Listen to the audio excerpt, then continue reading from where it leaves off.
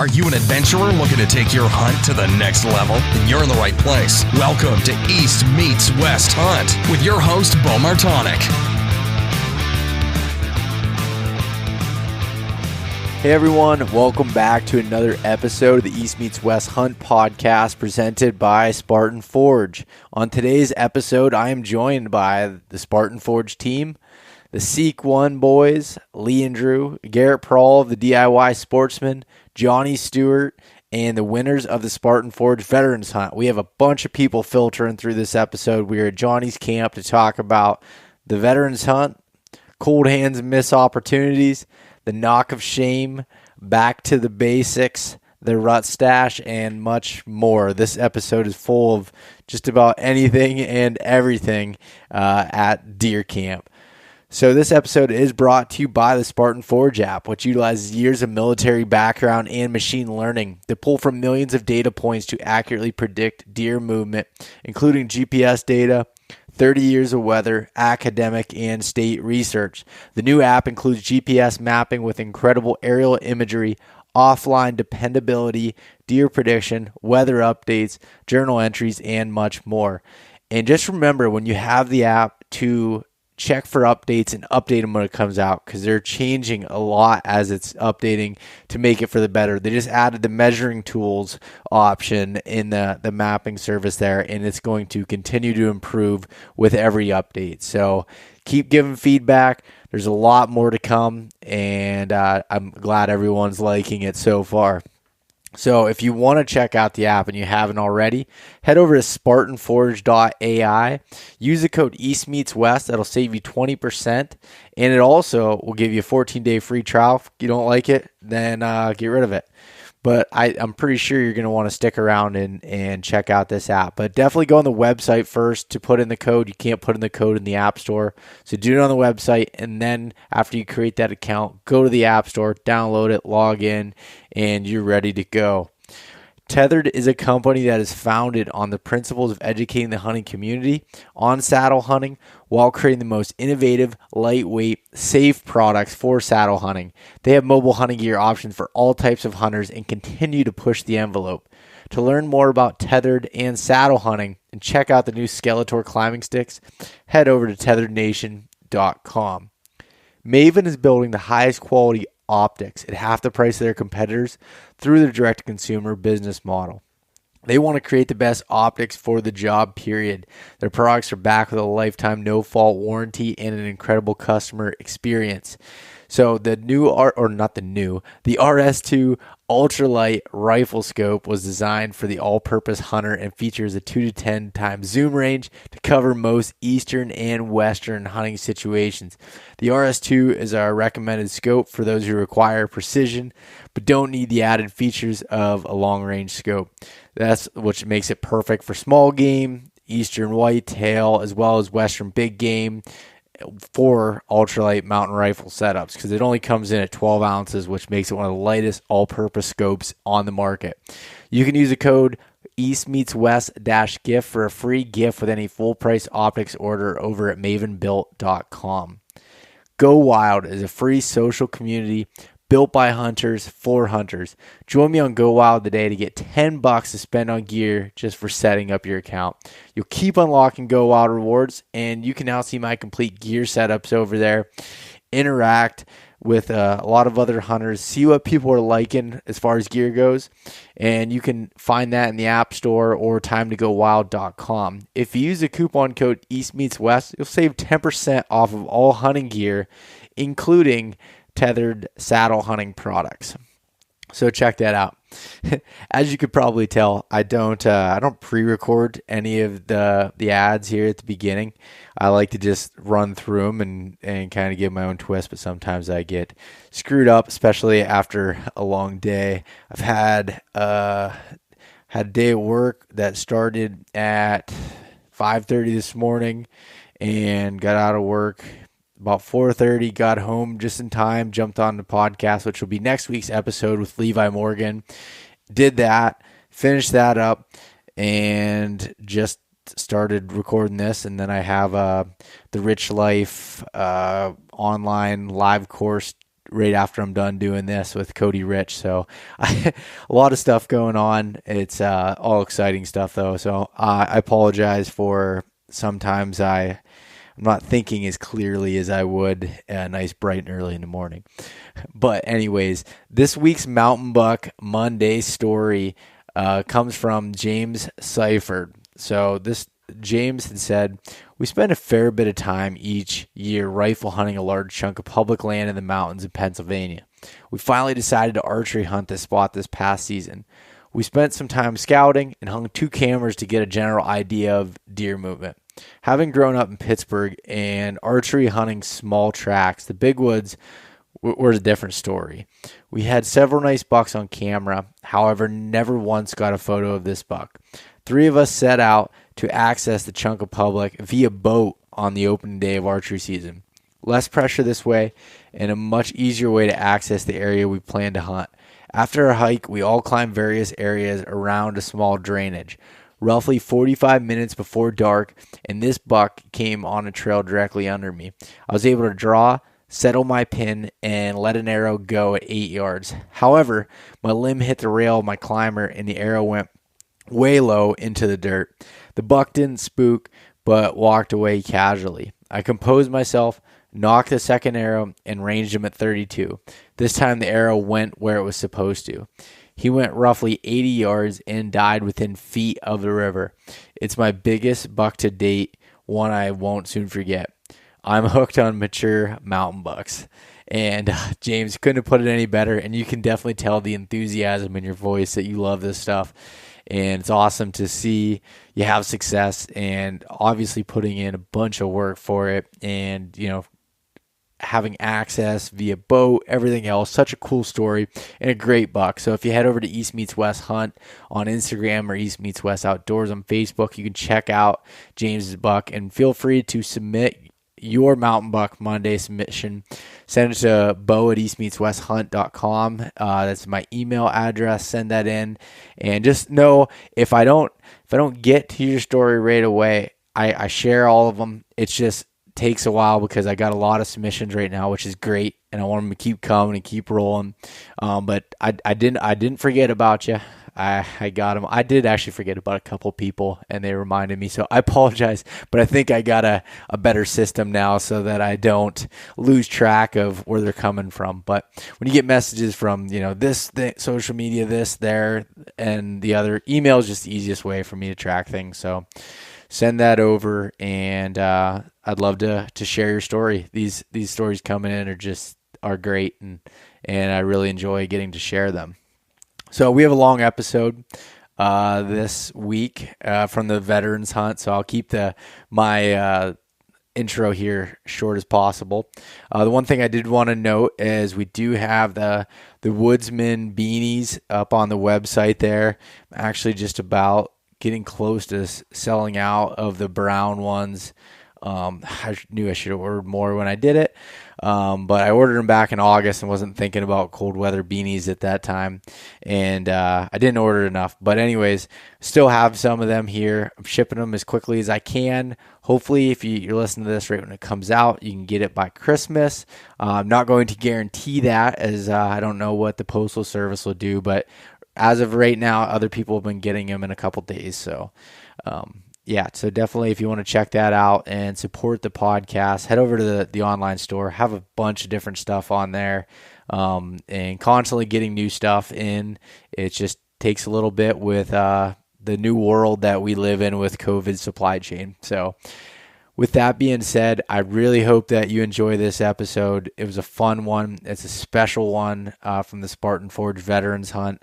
I love Bill's passion about wanting to do this. Before Spartan Forge was really even a thing, when the company was just starting, and he's talking to me, he's like, I want to do this veterans hunt. And he's really passionate about it, being a veteran himself, and getting to spend time with these guys that came to camp was absolutely incredible.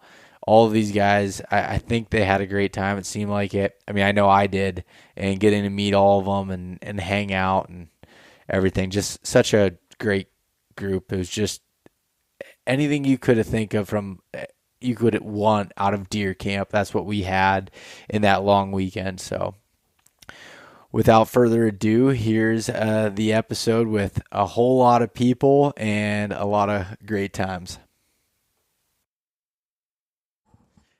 All right, we're live from Johnny's luxurious lodge. What are we calling it, Johnny? The Fox Run? Fox Run. Rock Run Lodge. Oh, Rock Run. Rock Run Lodge, which is more than a camp. It's amazing. Yeah, it's pretty incredible place, that's for sure.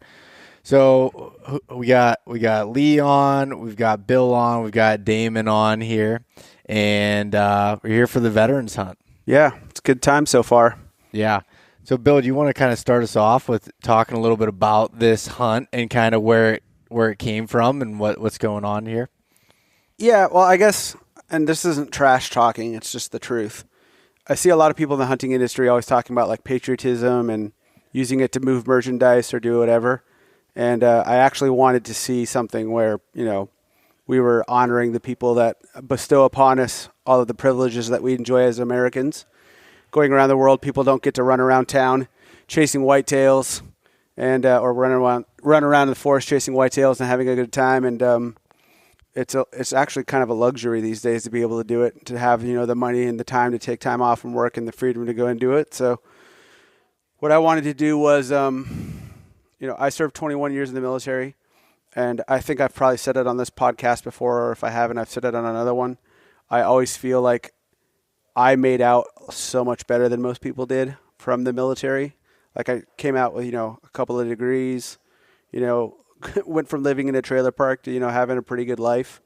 And I know a lot of people, friends of mine and, people I don't know and friends of friends who, came out without a couple of legs or without an arm or, a lot of post-traumatic stress. And I guess, I just feel very fortunate how lucky I got. So long story short, I wanted to organize something where we invite some vets out and we, basically spoil them for a few days and, get some good grub, some drinks, go out and do some hunting, put them on, with, I think, the Spartan Forge Pro staff's the best in the world.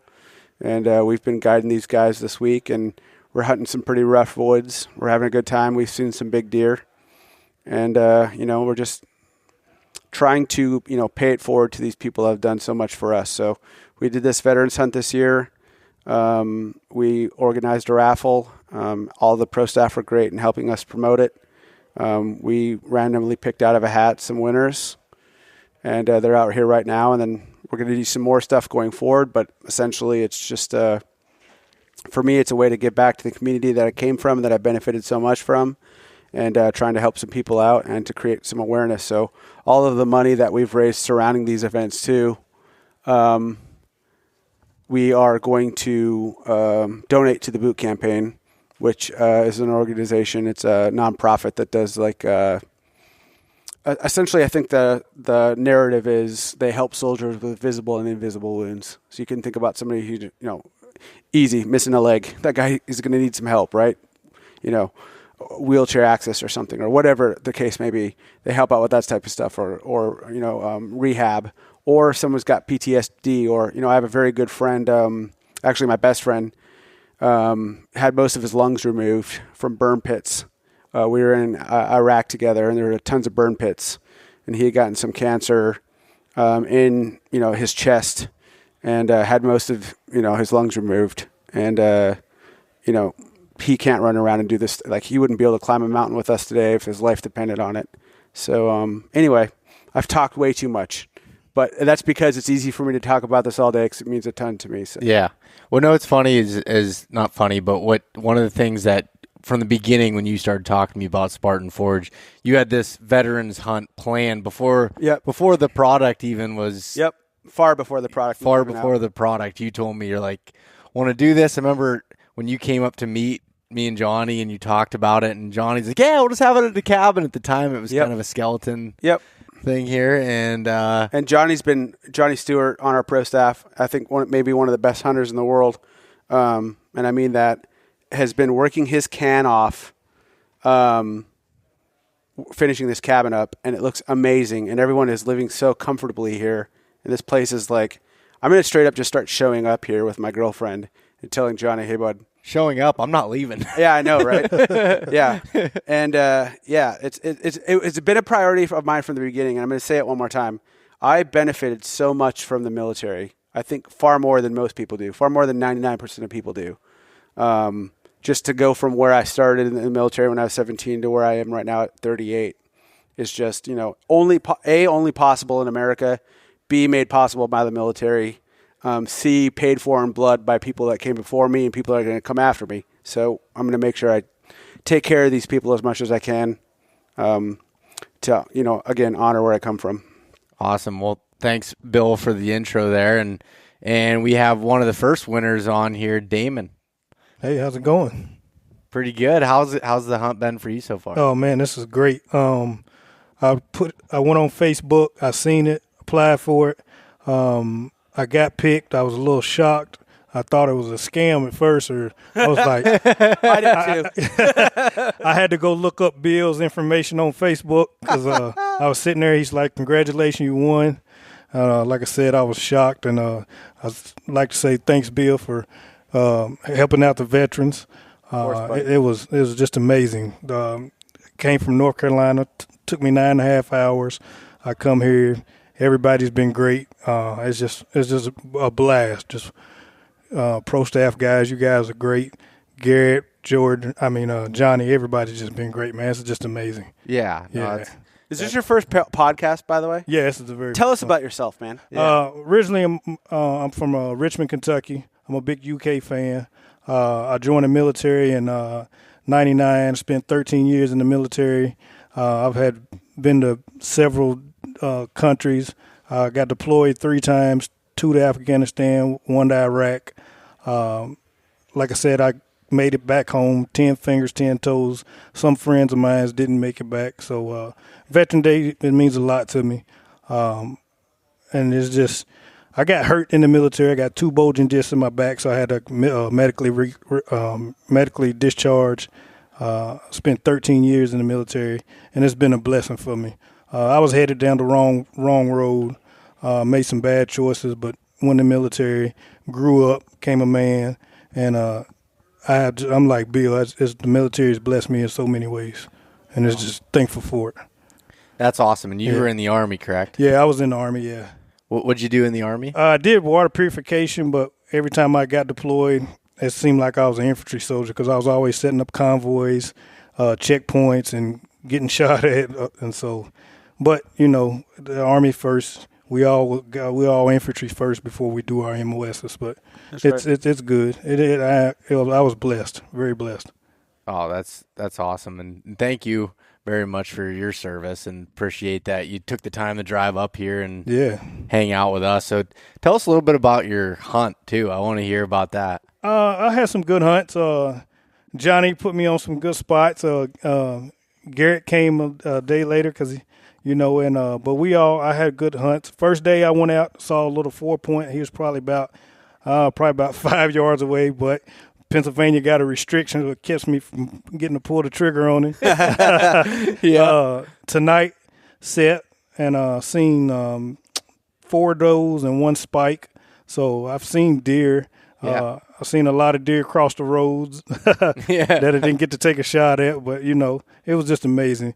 I'm not sad that I didn't get to shoot a buck or nothing like that, but it was just, meeting everybody and just having a great time. Damon, are you hunting tomorrow? No, I'm not going to hunt tomorrow. I'm leaving at 5 in the morning and head back to North Carolina. Well, I get the feeling this isn't the last time we're all going to hang out together, so I know we'll get some deer in the future. It's not the last time. All you got to do is say, hey, I got a hunt coming. You're more than welcome to come, and I'll be here. Oh, you'll be more than welcome. Thank you. I appreciate it. Yeah, of course. Yeah. Thank you for your service. Hey, same to you, brother. Yeah, I'm going to chime in for 1 second and just say that for those of us that are not in the military, have not served, that we're not veterans, like, to be a part of, Bill, like what you're doing here is an absolute honor for all of us involved. Just to be hanging out with you guys. I mean, we are so indebted for what you guys have done. And again, just to be a part of this group here for this weekend, like, this is a special thing that's happening So just to even be here and be involved in it is a really, really cool and honestly like a big honor in all of our lives here, those who have and have not served. So I just kind of want to throw my 2 cents in that just being here is such a cool thing. I think it's well said, because I think there's context, and I feel bad for the listener because there's context. Like, everyone is spending like, if we're not hunting, we're all like talking to each other like old friends for hours on end. That's what I said. It's like old college. It's really buddy, weird. like- It's not weird's not the right word. I couldn't have predicted that everybody would be so friendly and getting along so much, and it would be so relaxed. Yeah. And like such a diverse group of people, like just everyone from every different walk of life. And everyone's just getting together like we're, college buddies, like I said. Like, it's just, last night, everybody knows about Beau's RUTSTACHE moniker that he runs around on online. So I came here with probably about 4-inch beard, and I'm leaving with a RUTSTACHE thanks to Beau Martonik and Johnny. And Johnny's over there looking like James Hetfield with a handlebar mustache. I didn't recognize him earlier. I thought I came here to pump the porta potty. Holy, it's Johnny Stewart. I didn't realize what was going on. Yeah. And then one of our founder at Spartan Forge, Jimmy over there, and an engineer and a great guy in his own right who we're going to get on here later. He showed up with a beard, and now he's leaving with a RUTSTACHE, and he didn't even hunt this weekend. But guess what? He's got a RUTSTACHE. And then Wait, Jimmy, you showed up with a beard? Yeah. Yeah. Well, I didn't know that. Yes. Oh, yeah. Yeah, he showed up with a beard, and like 20 minutes into it, he's like, I'll shave my beard. It's like, yes. I thought we were just vibing from the beginning. Oh, no. Yeah, Jimmy's a convert. He's RUTSTACHing it over there. I like you even better now. Yeah, right? And like 3 or 4 other guys, too, right? Oh, yeah, like everybody here except for Damon. Oh, I'm clean shaved. Yeah, he's clean shaven. He couldn't do it. No, and true, but we had to draw his on. Or Lee. Yeah, I just did that. Jeez. Didn't you just talk to them for like 2 hours earlier? Yeah. And I don't like Lee. I like Drew. So You don't want to get me started on you. So. I don't want to go down that road.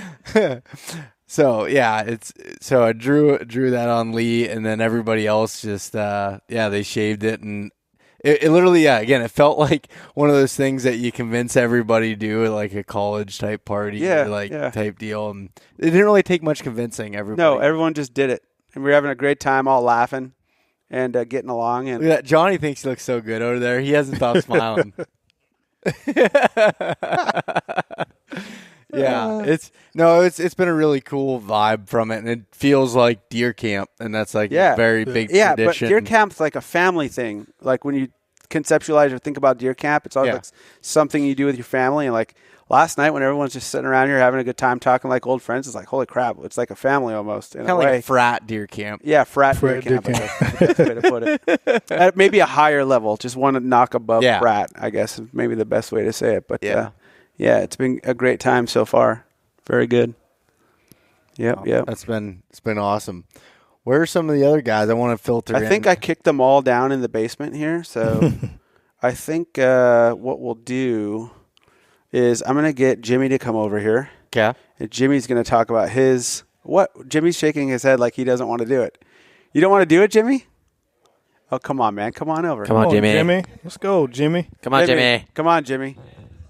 Jimmy, come on, Jimmy. We can't edit it out. We're live right now. Let's go, Jimmy. We've got 50,000 people listening. 100,000. Lee and Drew are here. Probably 125,000 listening. So we can't get him over here. So we're going to get Johnny is going to take my mic right now while I go downstairs and go grab some more veterans. Yeah. No, I got it. Johnny's going to come over and take my microphone. Grab Ashley. Yes. I want to talk some crap to that guy. Yeah. Actually, From across the grab room. Ashley, I He's kind of just want so small. I'm going to come back. He's so fragile. Here, Johnny, take the headphones here for me. Johnny's double fisting.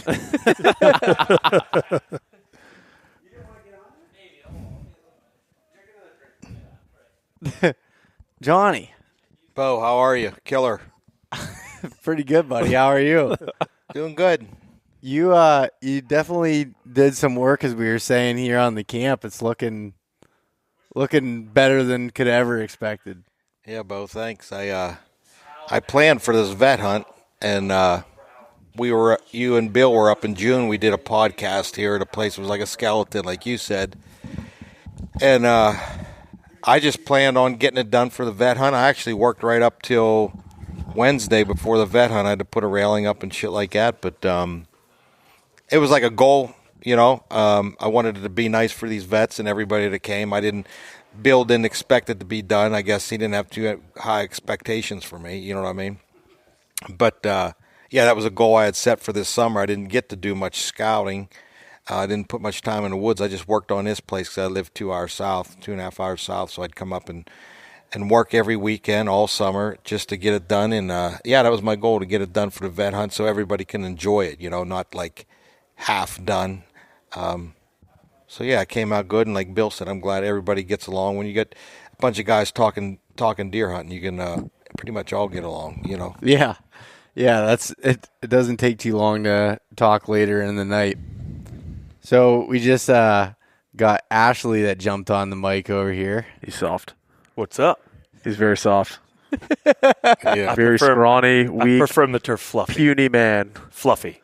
That's a good word to describe. Yeah, The reason why Lee is saying that from across the room is because he's slightly. He kind of looks like the Hulk. I don't know though. He doesn't have his mustache anymore, so You don't got any Well, tattoos do you want to hear either. the story why? Should we go there? yeah. Yeah. Actually, before that, let's start and give a little background on who you are. How far back you want to go? Like Chunk in the Goonies far back? Or? I don't even know how to respond to that. Just give it. 'Cause I'm the oldest dude here, I think. I'd like to go back that far. He's a pretty interesting dude. Yeah, let's go back. How much time you got? As much time as Ashley needs. 44 years worth? No. hit the really 44? highlights. Yeah. I never would have guessed that. I would have guessed Thought I was older? 54. No, I thought you were younger. No, I'll be 45 December 10th. I thought you were older. Yeah. Well, that's because we're in the same age bracket. These young bucks, they don't understand. They don't get it. Yeah.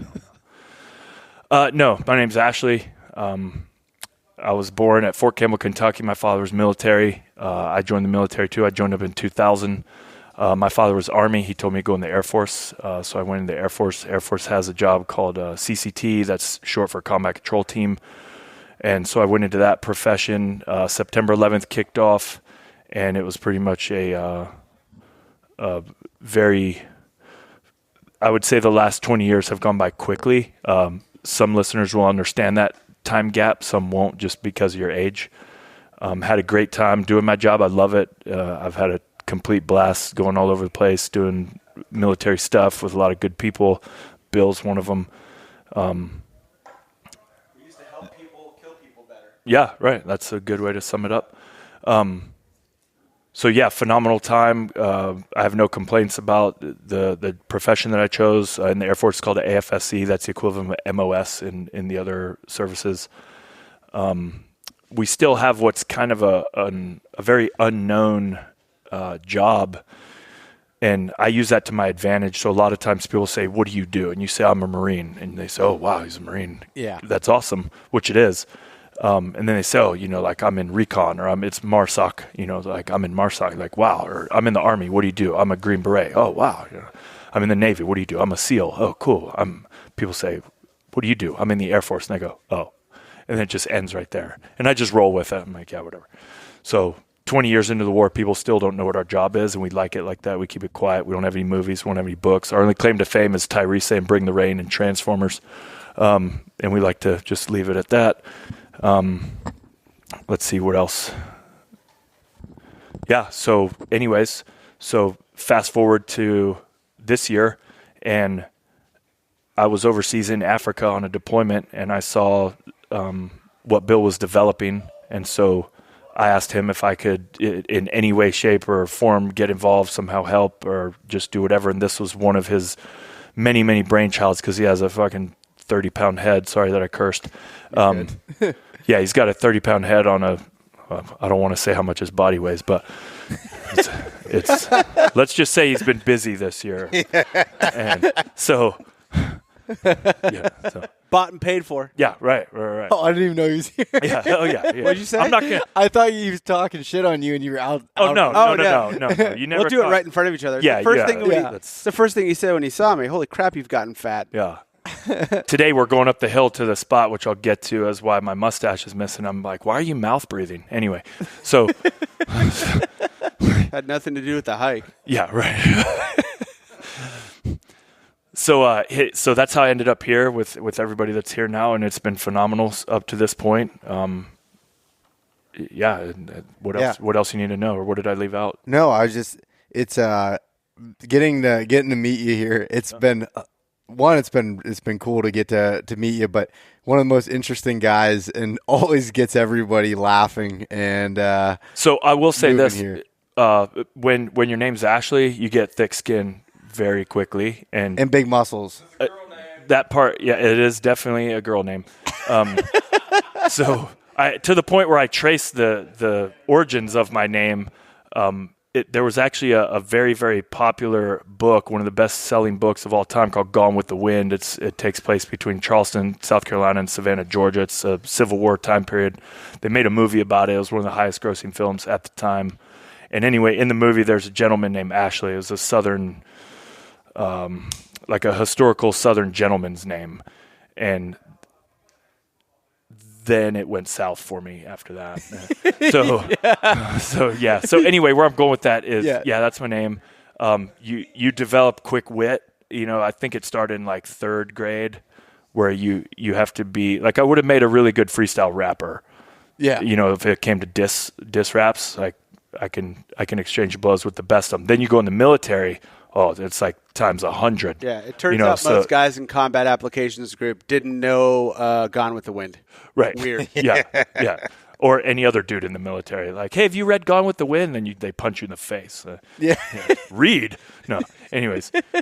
So, yeah, you just, once you go in the mill, you get very, very proficient at talking trash to one another. But it's always, well, I won't say it's always, but the majority of the time it's meant with good intentions. Just like catharsis. Yeah, just like when we walked in the house tonight, and I knew it's similar to like a debrief after a mission where maybe you mess up something big or something little, and we're walking into the house and I'm sitting there hanging my head because I don't think you were here yet in the house, but everybody else was here, and I'm like, I want to hear it right from the horse's mouth. Well, then you need to hear it from the mouth breather. So, he was the witness. I was just the. He calls me mouth breather. From tonight's events, you could also call me the deer seer. Yeah, I'm not sure you could call him that. No, call him the. You can call me whatever you want. You can call me Ashley. It doesn't matter. Ashley had taken a whoopee, which is a military. What would you call it? Blanket? Yeah, a blanket, but it's like an insert. Like a blankie. A blankie, yeah. And he made it into a deer saddle. So now he uses it for hunting. And he had wrapped himself in a cocoon because he was cold, because he's from South Carolina. He kept texting me and asking me if we could leave. I'll interject when anything he says is false. Yeah. And so I said, hey, dude, just like wait another half hour. It's almost sundown. And he was like, fine. And so after the last time he texted me and asked me to leave, it was like 4:30. Sundown was at about 5. About a 130-inch plus 11-pointer walks in, and we got into the spot, and the goal was that he was sitting right in front of the scrape that I thought the bucks would come in and work, and that he would get the shot. And of course, this being a veterans hunt, I wanted to see a veteran get a good deer. And so, thank you for that. Hey, very nice. Here to serve. So I instantly said to myself, Ashley, he's got more combat experience than most guys. He's going to instantly, detect the threat and go to work. But he was in his whoopee, and he was. So I'll just tell the story as it happened, then I'll let you guys all know what really happened. The deer walks in, gets within about 15 yards of us, splits us basically. We were 30 yards apart. Deer was about 15 yards between us. Really giant, Pennsylvania whitetail. Only 3.5-year-old deer, but it was, all of 130 plus inches. We had pictures of the camera that was the camera was taking pictures of it right in front of where we were sitting. And so I'm like thinking to myself, okay, Ashley's about to draw down and, punch the clock and go to work on this whitetail. And I'm looking in his general direction. There's a lack of movement. So I sent him a text, and I'm like, hey, dude, you've got a giant whitetail on your right. Did you tell him he was only 20 yards from you, and He's right there by you, right? 20 yards. He's 30 yards from me, about something like that. John, move that mic a little closer. Too far. And It's 'cause I keep so drinking. The mustache is blocking it. can you guys hear RUTSTACHE. me? There you Because I go. can't hear anything. Yeah, Get your mic up in there too, mouth breather. You good there? Yeah. All right. Yeah. You will call me Deer Seer. I'm going to call you Hot Mike. All right. So Magic It's a Mike. military term. Magic Man. So anyway, so I text him, and I'm like, "Hey, dude, you've got a giant deer on your right-hand side right now. It's there. This is happening now in the world." We'll call it 4 o'clock. That's about 4:30, I think it was. Yeah. And so he's still not okay. So at that point, I'm sorry. The second time I text him, I start seeing movement, and his like elbows are moving, and I'm like, "Oh, this guy's being a stealth ninja, and he's going for his bow, and he's going to draw down on this buck, and this buck is just trying to smell the scrape, but he's not going to go in and work it." And I think the reason, I'm guessing, is because on that camera were a ton of other bigger bucks. So I think this was like a 3.5-year-old younger deer that didn't want to get his butt kicked. So wasn't tending the scrape. He was just kind of near it. He wanted to be around it. And so I start seeing Ashley's elbows moving, but then nothing's happening. And now it's been like almost a minute, and I'm freaking out. So I start going, psst, psst. And it's like snowing, and it's a little bit of ice rain, 20-mile-an-hour winds. Actually, it had probably gone down to about 5 or 10 at this point. It just started to calm down. No response from Ashley. And then I did it one more time, and the buck kind of just like jumped. And I wasn't. I thought it was maybe because the wind had shifted towards me, and he'd maybe caught a little bit of Ashley's wind. Could have been that he heard me going, psst, but I doubt it because it was pretty windy. I never heard any. He never of heard those, any of them. By the way, yeah. So now the deer starts to just walk away. And so all I'm trying to do at this point is get the deer to stop in its tracks. And I thought he was maybe sleeping because I thought there was movement, but there's nothing happening. So I just go, meh, like that. And the buck just jumps up and takes off, like not runs, but just starts. Now he's got a clip going and he's moving. And then I see Ashley's head move. And he's looking at this, giant buck walk away. And I watched him. The only term I could come up with was crestfallen, I would say is the appropriate term. And his countenance fell. And so we get on the ground and we're debriefing afterwards. I'm like, dude, what happened? And so he's literally getting the text messages that I was sending. They never came right through. Right now, they just were coming through. Because we were in a place, PA with really spotty service. And I'm like, what? Like, I saw you moving your hands. I thought you were making like a slow move for the bow because deer's right there. And he's like, so what had happened was we went down to the truck to get like hand warmers and to dry off quickly at lunch because we were doing an all-day sit. And I'd handed him some hand warmers. So at like 4:31, he decided he was so cold now that he wanted the hand warmers for the next 20 minutes. So the elbow movement was him quietly undoing the packaging on the hand warmers. You did that pretty quietly. Buck never knew how warm my hands were. And he also didn't hear me going psst, psst, psst. And so that buck lives to see another day. But I think he's going to be a huge 4-pointer or 4-year-old. So when he comes back next year, he'll be 150 inches, and you can watch a 150-inch buck walk away next year. I will replay this podcast. I will have frostbite on my fingers before I let that happen again. I'm talking black, remove them, like climbing Mount Everest frostbite before I let that happen again. Yeah, I could imagine. So then, do you have anything to add to that story? No, because he actually didn't embellish it, and that's exactly what happened. He did earlier. He really of course I embellished nice little earlier. kicker and this and that. Well, again, going back to how we like to talk trash to each other, brotherly love. He was rubbing it in. You gotta, when the whole group of all these studs with these RUTSTACHEs, you gotta add the fluff factor. You gotta add 10, 20%. So so you came home and had to. You voluntarily shaved your RUTSTACHE off out of. Well, I feel like it wasn't voluntary. I think the rut gods dictated that because of what happened. Rut gods. Yeah, but then what it was happened weird. earlier. It was weird because I saw Lee in there with a dustpan afterwards, trying to scoop the whiskers up. Yeah. Then he was asking people if anyone had Elmer's glue. So I don't know what he's trying to do. Yeah, make money. So So I felt like I wasn't worthy of the rut stash anymore, so I shaved it off. So because of what happened to Yeah, like my 9-year-old daughter, that- this is true. My 9-year-old daughter could have made that shot 10 out of 10 times all day long. You just didn't see it at that point? No, I never saw it. Yeah.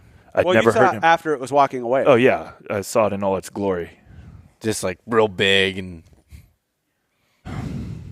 Sorry. The other thing, too, I that was didn't cool get- about him was he had black bases, Yeah, like really dark black bases. And his Chocolate. antlers Yeah. were brown. That's nice. I like that. I know. I You like should rub it in some more. Yeah, let's talk about that more. Yeah. Black It would have bases. gone really well with the dark spots on your panels. I could use another one, from a vet. Yeah. Because for the vet hunts, we should have a nice Yeah. deer head here. It is what it is. But what are the rules for the rut stash? What do you mean? Like he said, he should shave. Do you shave it off if you miss? Or do you leave it? Is it good luck? Or how's it work? If I had missed, I would have kept it. Yeah. But because I didn't even see it or wasn't even able to engage it, I never even drew my bow back. I'm so embarrassed that I feel like I don't even rate it. Yeah, he was more of like he's more of a nature watcher. Think of at it that like this. point. I think in samurai culture, didn't they used to cut their hair? They would cut their ponytail off. Do you remember that? Yes. Yeah. That was a thing, right? Right off the end. Yeah. Yeah. Yeah. It's basically How about same the old thing where you cut the shirt tail? You guys know that one? No. Is that like a thing? Well, how do you? What's that mean? God, I can't wait. For that. Like hunting camp, when Yeah. everybody would come up to like the mountains, everybody would go out hunting, and if you didn't kill a deer, you got your shirt tail cut. You never heard that? No. No, I've never heard of that either. Bo, that's the old PA mountain hunting, going to camp deal. That's because we always brought home. You ever deer. hear something like that, Eric? Oh, I'm joking. Your shirt tail, the back of your shirt, they would cut your shirt off. I don't know. what shirts do you have that have tails? I don't know. I guess just that's what they said. I don't know. Okay. So they just What, cut the back. what are you hunting in a tux? Remove your cover button. I'm going to cut your shirt tails off. That is like I don't know. It's like a thing around here. Maybe it's just this. I think it's these just camps. the Pittsburgh people that come up here. Yeah. My buddy called. You know what? My buddy, when I come up here, he used to call us The Great White Pittsburgh guys. Buffalo. Mup here. Wait, great. He's mup ears. Mup ears, yeah. Hey, so one of our Spartan Forge shirts that we're going to be putting on the website pretty soon is a deuce and a half, which is like a large military truck. We actually got rid of them, and now they're replaced by LMTVs. But there were these old trucks. And where I was from, when someone would kill a deer, they'd throw it right across the hood of their car and just drive around town for like an hour. Mm-hmm. It was just a thing. And you knew this dude killed a deer. And it was, kind of cool imagery, but when you think about it, it's pretty dumb. But it's kind of cool. Yeah. So we designed a shirt where it's a deuce and a half with a Spartan Forge logo, like the lambda on the side with a deer strapped across the front. When we were coming back tonight, we decided that we're going to make Johnny his own Spartan Forge shirt, and it's going to be a white van. White buffalo. The White Buffalo, yeah, with a guy in the front seat with a crossbow, With a cigarette in his mouth. with a cigarette, and a buck strapped across the front of the White Buffalo. It's going to be a pretty good one. Sorry, we're doing inside jokes right now. Yeah, that has nothing Sorry, to do with folks. Johnny. He does not drive around. No, with a white Johnny's van, not done that. Smoking cigarettes with a crossbow No. hanging out the window. Yeah. Yeah. So But White someone Buffalo. else back in the day that Yeah, you knew back in the day, the old, yeah. may or may not have engaged in this type of behavior. I'm hoping we still got a couple days left. I'm hoping to get a deer because I literally want to go and throw it on the roof of my Jeep and haul it down here, blood draining down. We it. drove by a dude with a deuce and a half today, and we said if somebody grabs a buck, we're going to go ask that guy for a deuce, if we could take his deuce and a half for a ride, or at least throw the buck across the front and snap some pictures. Yeah, Yeah. that'd be cool. Yeah. that would be cool. Yeah. And it's a legit deuce and a half. It's only I only saw one axle on the back though. Did you notice that? Yeah, there was. Yeah, you're right. Yeah, it's weird. But anyway, How many did you see, Bo? How many what? Axles. I saw 2 of them. No, I didn't see it. John. But yeah, so you hunting tomorrow? No, I have to return home tomorrow, which is in South Carolina, and then I have to go south for 3 days, and then I come right back into the same forest, but on the New York side for a week of rifle hunting. Oh, no way. Yeah. Nice. yeah, maybe you'll kill one then. Nah, I'll probably have cold hands. I mean, if anything happens, you're a heck of an airman. Thank you. Thank Yeah. you for that. Yeah. That's what we call you guys, right? Airmen? Yeah, it's better than semen. It's true. Hey, get a couple of them petty officers on the poop deck with the seamen scrubbing it for the rear admiral. You know what, Ashley? I don't care that you missed the deer. I still appreciate your service. You didn't miss the deer. Thanks. Or you missed with his eye. Didn't see it. Yeah. Even worse. Like I said, can I mention can I put in a plug for my fictitious podcast? Yeah. Because I feel like this would be my first podcast. This is your first podcast. So you heard it here first. It's called #Knock of Shame. Yep. So the knock of shame is a reference to the walk of shame. If you don't know what that is, I'm not going to tell you here because I don't know the age of your listeners. But I'd like to think that the majority of us in this room or people that you've been with at some morning have done the walk of shame. Well, the knock of shame is going to be stories like my epic failure today. It's not the successes of all you guys who are all the professional hunters. Isn't it hilarious that you described this last night and then you went and crapped the bed today? Oh, no. Yes. No, he did it on purpose for the I did it on purpose so for that the now content. it's doing it for the gram. It's solidified, it's real, and now it has credibility because I've just birthed it on your podcast. Yeah. So the knock of shame needs to be that podcast where you actually report like a man, own it. Even if you have a girl name, step up, own your stuff. Own your failures. Yeah, and I was going to say bad words, so I refrained from using profanity. Actually, we're all right here. Okay. I say them all the time. Okay, just checking. And so the knock of shame is when you miss, and this came from me. I shot high over a pig in South Carolina just a few weeks ago, and all I remember seeing is my red knock vibrating, making that kind of like sound, just staring at me as the pig's running away. And again, it was a layup. It was at like 25 or something like that, and I missed, and I just remember seeing my red knock, and I'm just shaking my head. And I walked over and I pull it out of the dirt like Excalibur. There's dirt all over my broadhead, so I'm mad. I got to clean the broadhead. I got to resharpen it. Hey, maybe it's a good thing you didn't shoot tonight. I guess so. You would have had a dirty broadhead. Oh, negative. No, I'm so OCD. That thing was clean and resharpened. That just like how I came in tonight, he was still telling the story. I was already packing my stuff because I got to leave tomorrow. That's just me. But anyway, knock of shame is all those failures that people never put out on a podcast or they're embarrassed to show pictures of on social media. I'm the dude who's like, I want to see all that failure. Yeah. Because one, you can learn from it, and two, it's funny and get used to being made fun of. Because like I walked in and you give me a toast. What was the toast you said? Yeah, right. It was something like that. He's like basically. He said, "Cheers to Ashley ruining the weekend." Yeah, something along those lines. And I can't debate that. You can't, like, you got to own it. So that's the knock of shame. Like, you're like, we have the theme song for the podcast as well. Knock of shame. Oh, knock of shame. Yeah, we know that one.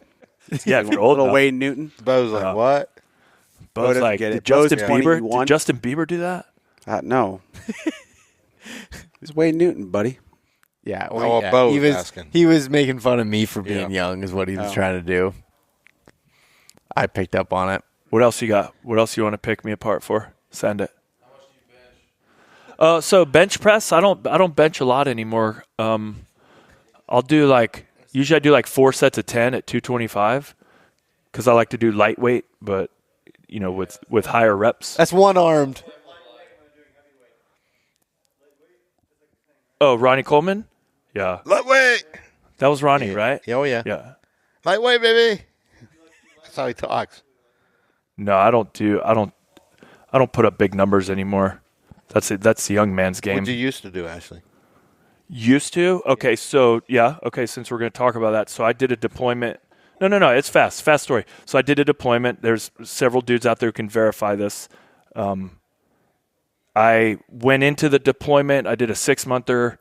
I was with 3rd group. They ripped out, and then 7th group, got that backwards. 7th group, then they ripped out, and then I was with 3rd. That's an important distinction for people in the Special Forces community because in 7th group, you have easy access to performance-enhancing drugs. Yes. Oh, okay. So they were there, then they ripped out, and 3rd group came and replaced them. Well, I stayed for both, so I extended. Awesome rotation. So I was there, I think, a total of about 8 months. And when I first got there, I think I weighed 225. And when I left, I was going for 300 pounds. And I think I got up to 292 was the heaviest I got. And I was probably only 8% body fat. And I was deadlifting 550. Bench was 415. And squat was 475. Holy cow! Yeah. I thought you'd be able to do more. No. No. I couldn't get there. I couldn't get there. Yeah, but doing more than that would have almost no applicability in our job. Correct. I was completely joking, by the way. I was not. I mean, there are guys who could do more than that. We both knew. We were talking about a guy tonight that we could do 750 reps just on the deadlift. On deadlift. Oh yeah, that we do. There's always that guy. So, there's those meetings everywhere. Like a fat ass. Yeah. Like when you saw him, you were like, that guy. Like, why is he in? How is he in the special operations community? Then you'd watch him pick up a refrigerator. Yeah. And you'd be like, oh, that's why. Yeah. Okay. See, I got pretty big. I got so big to the point where the team leader pulled me aside, and the medic, the 18 Delta, that's a Green Berets designator on the team for the medic, they pulled me aside and said, hey, we have to have a conversation with you. And I said, yeah, what's up? I thought I did something wrong. And they said, hey, we need to let you know that when you step out on a mission with my rucksack and my radios, like, as the combat controller, you always got radios and batteries and a bunch of other stuff. I think total weight, I was stepping out at close to 500 pounds total. Holy shit. And so they told me, they said, we need you to understand no one can save you. So, like, if you get shot or you get blown up, like, we're not coming to get you because we physically can't, so we're not going to expose ourselves to come get you. And I was like, whatever. Ashley's Where's cool. my protein? Yeah. Nobody makes Give me some bleed whey. my own blood. Mass gainer. Whey I protein. need my metrics. Yeah, that was the metrics days. Yeah, we it were was talking about metrics. that. Yeah, No, I free didn't- task yep. force That was metrics. the other Remember the awesome metrics thing days? Yeah. in the early days of the deployments is all the metrics and Gatorade protein drinks. you Boxes can to the stomach. ceiling. Really? I was probably eating 7,500. I was on that Michael Phelps calorie diet before he was Michael Phelps. I was ingesting probably like 8,000 calories a day. Really? Oh, yeah, I was retarded. Wow. Sorry, I used a bad word.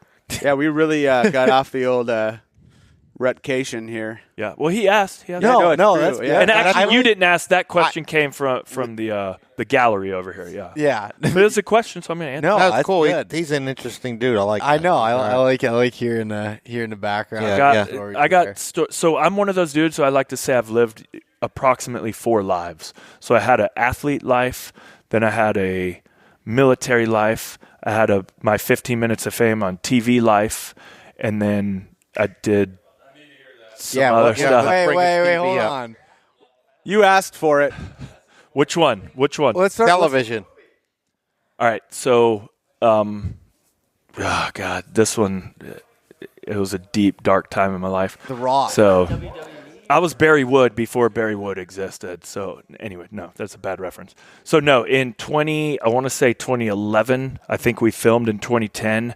I was stationed in Mississippi as a combat control instructor. So I was one of the instructors that was running a portion of our selection, or our pipeline, as we call it in the Air Force, of schools. And so my only job was to basically get students to quit. That was my job. It was myself, and there were several other instructors there. And while I was there, I was non-deployable because I was an instructor. Well, there was a show. It was on the History Channel. It was called Top Shot. I don't know if any of you guys remember it. You probably weren't even born yet. It was 2010. Hey, I know what it is. So, yeah. So season 1 of Top Shot came on the History Channel. Huge success. Everybody loved it. It was a great show. History Channel ran it. Very low budget. They didn't have big Hollywood money at the time. And the gentleman who won it was a former English military officer named Ian Harrison. Asterisk, that's who I'm going rifle hunting with next week here in New York. We're still friends to this day. He won season 1 of Top Shot. A bunch of people watched it. Well, they put out a casting call to the United States or to the world, I don't know, saying, hey, we're recruiting people for season 2. So I'm non-deployable. I was big into IDPA pistol shooting competitions, USPSA pistol shooting competitions, and 3-gun competitions were just getting popular at that time. And I've always been into shooting, well, since I joined the military, and I've always tried to shoot at a very high level. We get to go to a bunch of extra schools and stuff because of our job. And my coworker said, hey, you need to put in for that show. And I went, okay, yeah, whatever. I'll make a video and put in and see what happens. Well, the production staff, don't know who, emails me back and said, hey, make us another video. We're interested in you. Make us a 5-minute video, talk about A, B, C, and D, whatever they were. I said, yeah, okay, cool. So I send that in, and they call me back, and they say, are you available these days to come out to California to do our assessment? So it was a week-long assessment of shooting. Every single day, you're just shooting and shooting. If it started out with I'm making up a number here, 100 contestants. Every day there was fewer and fewer contestants, so they're keeping your tallying up your scores. Yeah. And then by Friday or by Thursday, I think there was 15 people left, and then Friday was interview only. So you go in front of a panel of individuals, and they've got cameras in your face, and they want to see if you can enunciate properly and actually go on TV. So to this day, I'm convinced. You got a waiver for that part. Yeah, no, I did pretty well. So I'm convinced to this day there might have been some people who scored higher than other people in the shooting, but they might not have been the best in front of a camera when you're interviewing somebody. So just like how we're all speaking right now, if you get a guy on here who's saying, and I was like, and then it was like, yeah. It doesn't sound, I'm serious. You all know someone who speaks like that. Yeah. And it doesn't look good. It doesn't present well in television. So I'm convinced the interviews in front of the camera scored a certain way, and then your shooting scored a certain way. Anyway, I made it onto the show with 15 other people. It was 8 and 8, red team, blue team, and I was on season 2. So if you look it up, you'll see me. I got a beard, long hair. I'm in a red flannel in the opening scene. You'll be like, oh yeah, that's you. Holy shit. You had long hair? Yeah, it was down here, and I had a pretty big beard. And anyway, that's me. So I went on the show. I actually figured out that it was not a legit shooting competition. It was like a lot of other shows in Hollywood that are heavily edited and scripted. So they basically took season 1 and totally got rid of what season 1 was, and they made it more of like I tell people, like, whether it's Cupcake Wars, Forged in Fire, they're all kind of the same. The Bachelor, The Bachelorette. If it's not live, then it's edited and scripted. Yeah. And unfortunately, they took a very good concept for a show. It was the first show ever to have live shooting on television. Side note, when we were actually shooting in our competitions, all around us off camera, we're all armed security guys ready to go hot in case somebody tried to do something stupid. Yeah. So there was actually armed dudes ready to go. But they're all super professional. The whole thing was professionally run. It was just the production staff was more worried about the drama side of it on the History Channel than just, hey, people tuning in the History Channel, they want to see cool weapons being shot in unique situations, and they want to learn about the gun. That's it. Yeah. It's just like hunters. Like, it's very definitive. Like, we want to hear your hunting story, and we want to see the animal. I don't need to see editing. I don't need to see scripting. And that's why I was actually talking to you about that last night. I was talking to you guys also, saying like, hey, in the hunting industry, it behooves you, or it's better for you to actually just show the truth. Like tonight's failure, if it had recorded me, if you had a camera, that would have been an epic video. Epic failure video of me just sitting there, buck, 15 yards, layup shot, me sitting there, buck, 15 yards, Anyway, they took it and they turned it into this drama show of kind of forced or scripted drama. And it went off the air, I think, after 4 seasons. Good experience, but it was sad that the editing they did, stuff like that, kind of took the authenticity out of it. And I think at first the audience didn't see it, but by season 3 and 4, they started to catch on. Did you win? No, I finished 6th place in my season. Nice. I would have gone further, and I'm not talking smack on any of the other contestants, but on my season, I was the only person. There's a red team and blue team, and I was the only person from the blue team to make it to the final. It goes to green team. Imagine that. That's a military reference. Yeah, I get it. Yeah. I was the only dude from my team to make it to the final 6. I think 6 people went to the end, and they still allowed voting. So basically, I got peered out. Like, they were like all the red team guys, which rightfully so. Like I even said on the show, I was like, well, I'm surrounded by hyenas and I'm the lion. Like, there's 6 of them and one of me, or 5 of them and one of me. I don't remember. And so they voted me off because I was a threat. And I'm not saying I would have won. The gentleman who did win, his name's Chris Reed. Awesome dude. Super outdoorsman, bow hunter, rifle hunter, epic dude. Huh. Yeah, so anyway, that was my 15 minutes of TV fame. So if you guys ever want to go watch me and laugh at me, go on Amazon, season 2, Top Shot, there I am. Then we'll have Ashley on. It's going to do some military hunter videos here with us here pretty soon. Yeah, so that'll We're planning on doing it this weekend, but it'll probably be later. Yeah, now that I've failed him with the buck incident today, he's decided to. Yeah, we're going to have to, He was a no-go at the station. We got to go back, do some retraining. Yeah. Hey, I like that shot of him.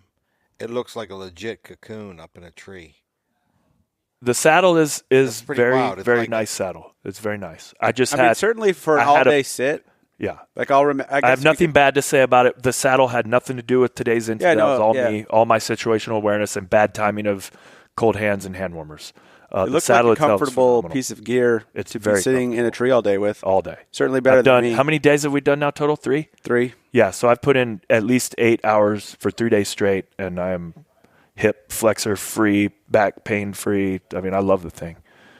And I have no issues. Like, I have no pre-existing condition. I don't have bad anything. Right. So it's a legit saddle. That was just bad timing. But anyway, so what he's referencing, the videos that we've kind of come up with that we want to do, I'd almost phrase it as an educational / safety video, going back to the basics. And when I say back to the basics, the reason a lot of units in the military are good at what they do is because they always default back to their basics. Like, shout out to Ranger Battalion. So they're really, really good at what they do because they only do certain things. And when things go wrong, they all, like ants, know what to default to. So you're always on the same page. Mm-hmm. Hunters can run into dangerous situations when you're by yourself and you get lazy and you don't bring water.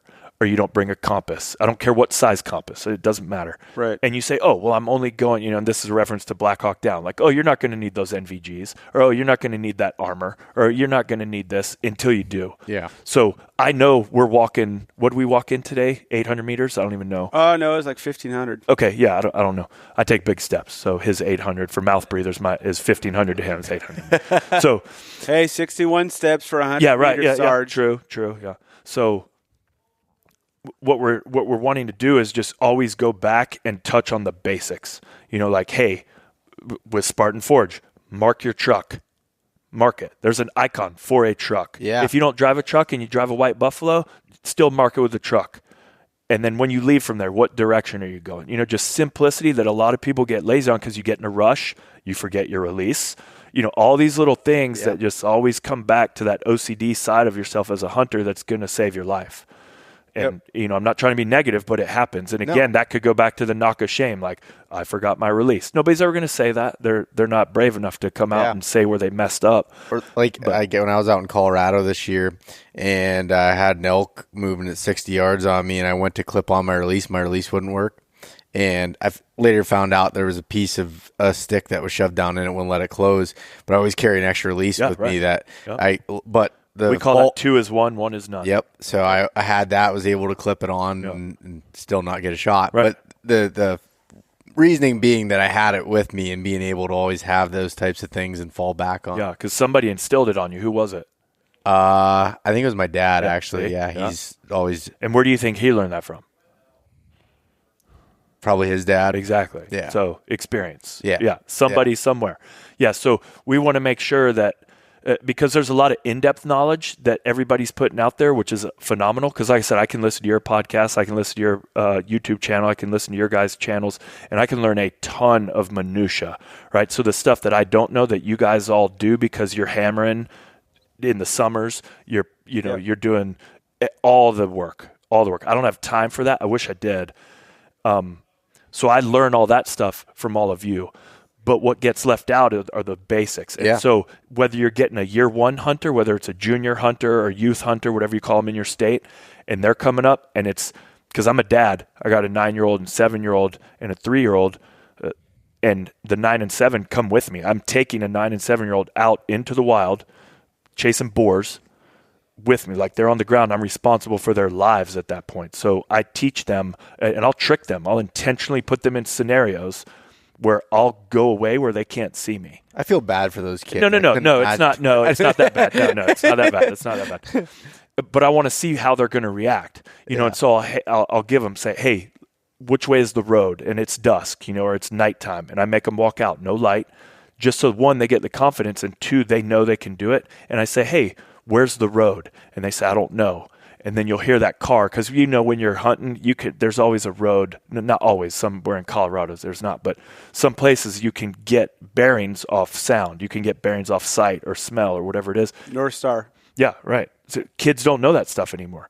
And so the only people putting that stuff out are people like us who still can rely on that stuff. And that's it's a important good thing, actually, because everybody nowadays, kids that go to school and that are all show me what to do, tell me what to do, show me what to do, and they get brainwashed where you're taking your kids out and you're going to make them use that brain. Okay, which way is this? Because my fiance, her kids are like, oh, I'm going to do my math problems.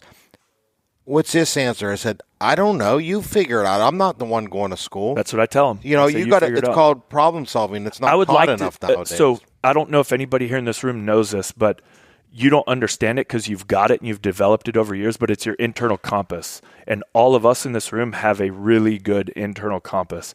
And what I mean by that is today when we were walking up, remember, and you said, hey, we don't want to go on this side of that ravine because the wind's doing this and this. And we both stopped and you said, I think we're a little left of it. And I said, I think we're a little right of it.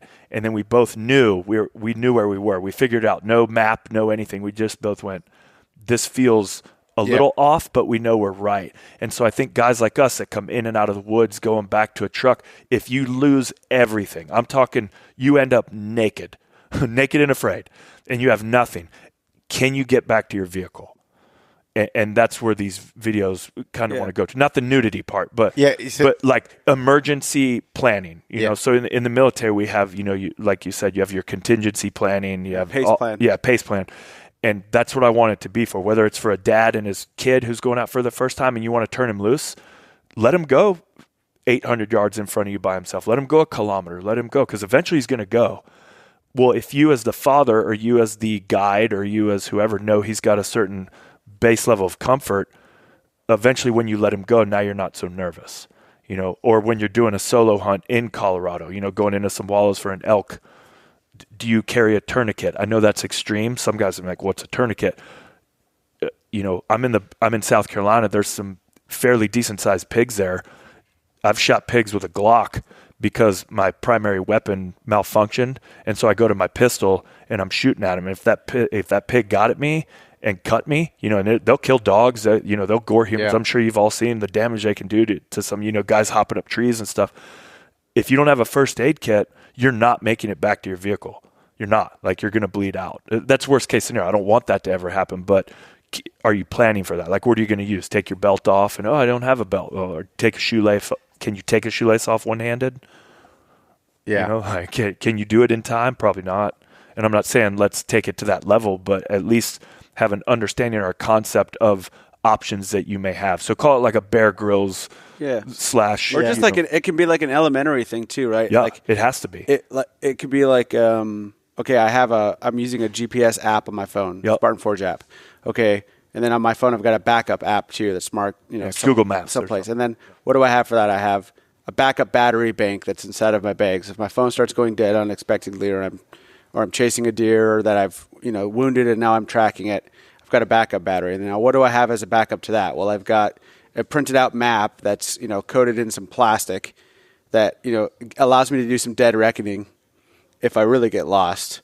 And then, you know, so like just building in that like primary, alternate, contingent, and emergency part of your plan, and then making sure, and now as your emergency, it's like someone else outside of the situation knows where I'm going and what I'm doing, right? And I've discussed with them that if this is where I'm going, and this is, you know, this is where we're going, this is what we're doing. It's just having that, just planning and making that part of your. Don't end up being the guy who had to cut his own arm off that they made a movie about because he didn't have a plan. So the movie makes it look cool, but really he messed up from the get-go. It's like send a pin to your significant other.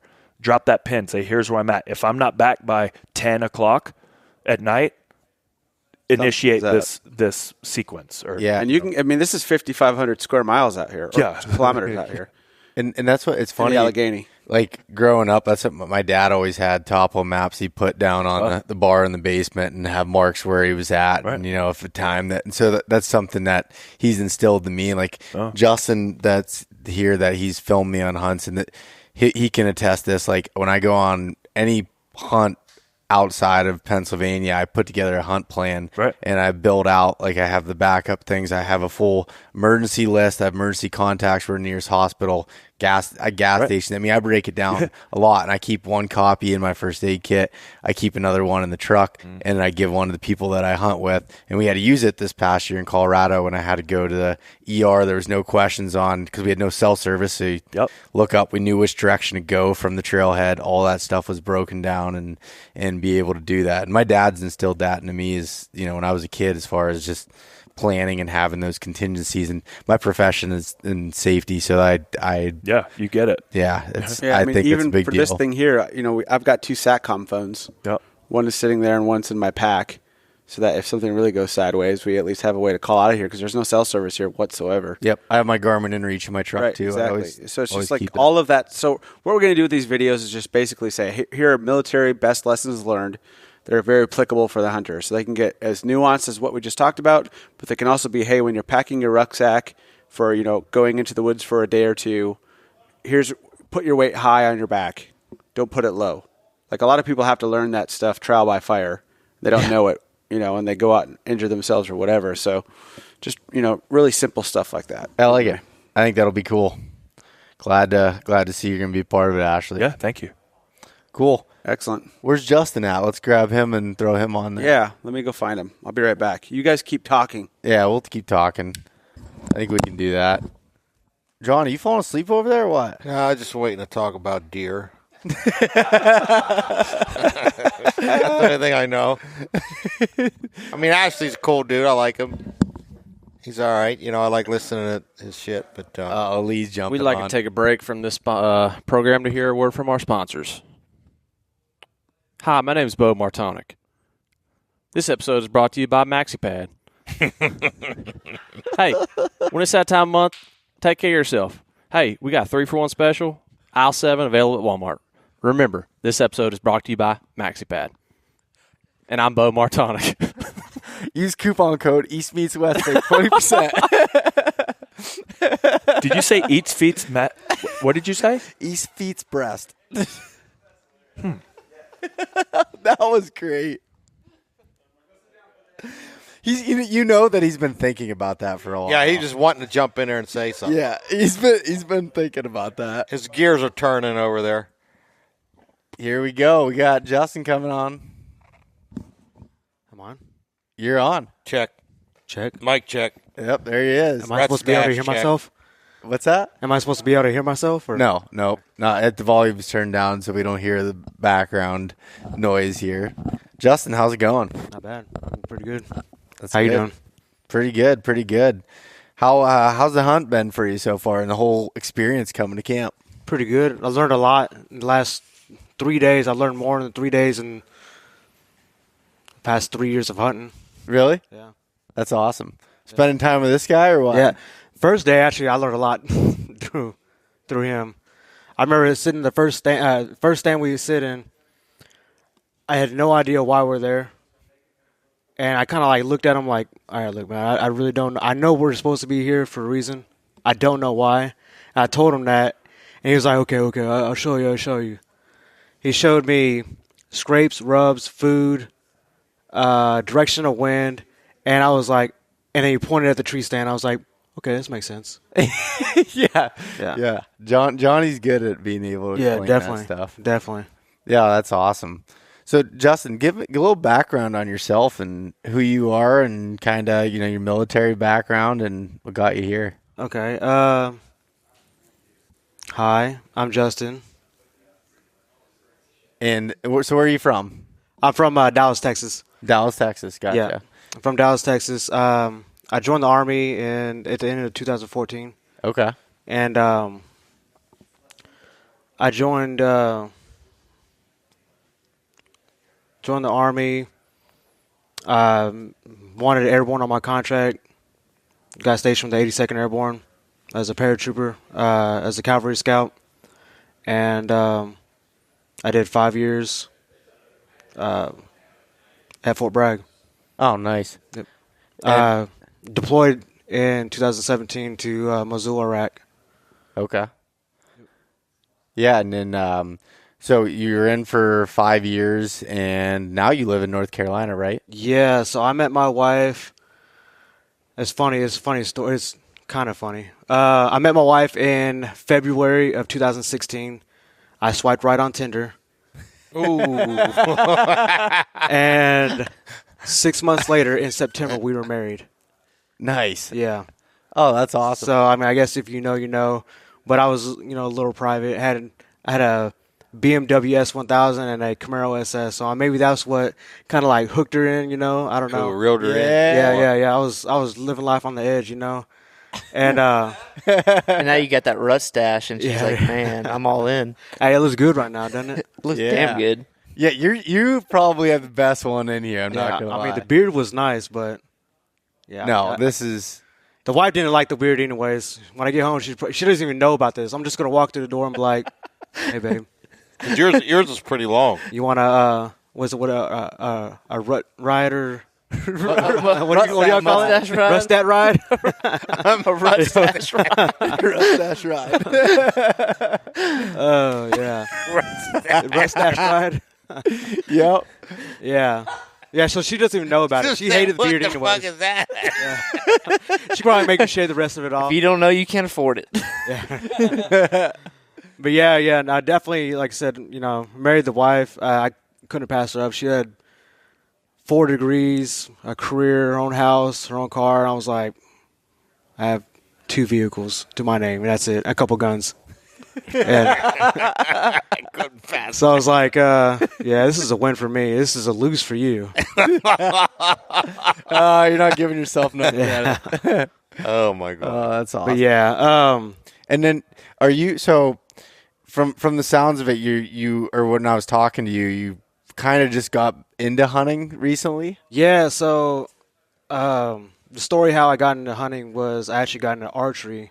I hunted like once before I joined the Army. It was with my dad. He kind of like put me on a fire break and it was just like, here, sit here on the log and look down this direction. If a deer walks out, shoot it. Yeah. And I was like, okay, so, that's what I did. Coming this weekend, that's definitely not hunting, Yeah.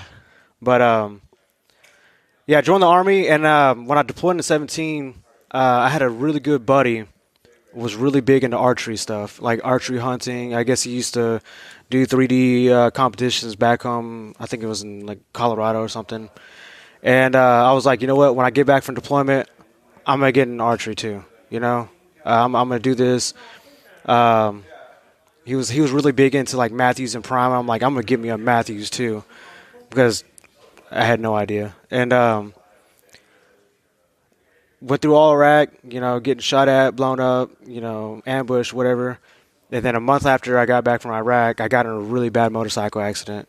I was driving on some twisties, doing motorcycle crotch rocket things, and came around a long sweeper, and a deer came out in front of in the middle of the road. And it was either hit the deer or go in the ditch. I went in the ditch, and I was slowing down. I actually saved it, went in the ditch. What are the little circle things inside the Culvert. culverts? Yeah, it was a culvert. I didn't see it. Tire went in it, flipped the bike. I went in there, hit a tree, broke my back, shattered my pelvis. I have 27 screws, 3 plates, and a back fusion. And I like half feeling in my left leg. So, like, I have foot drop.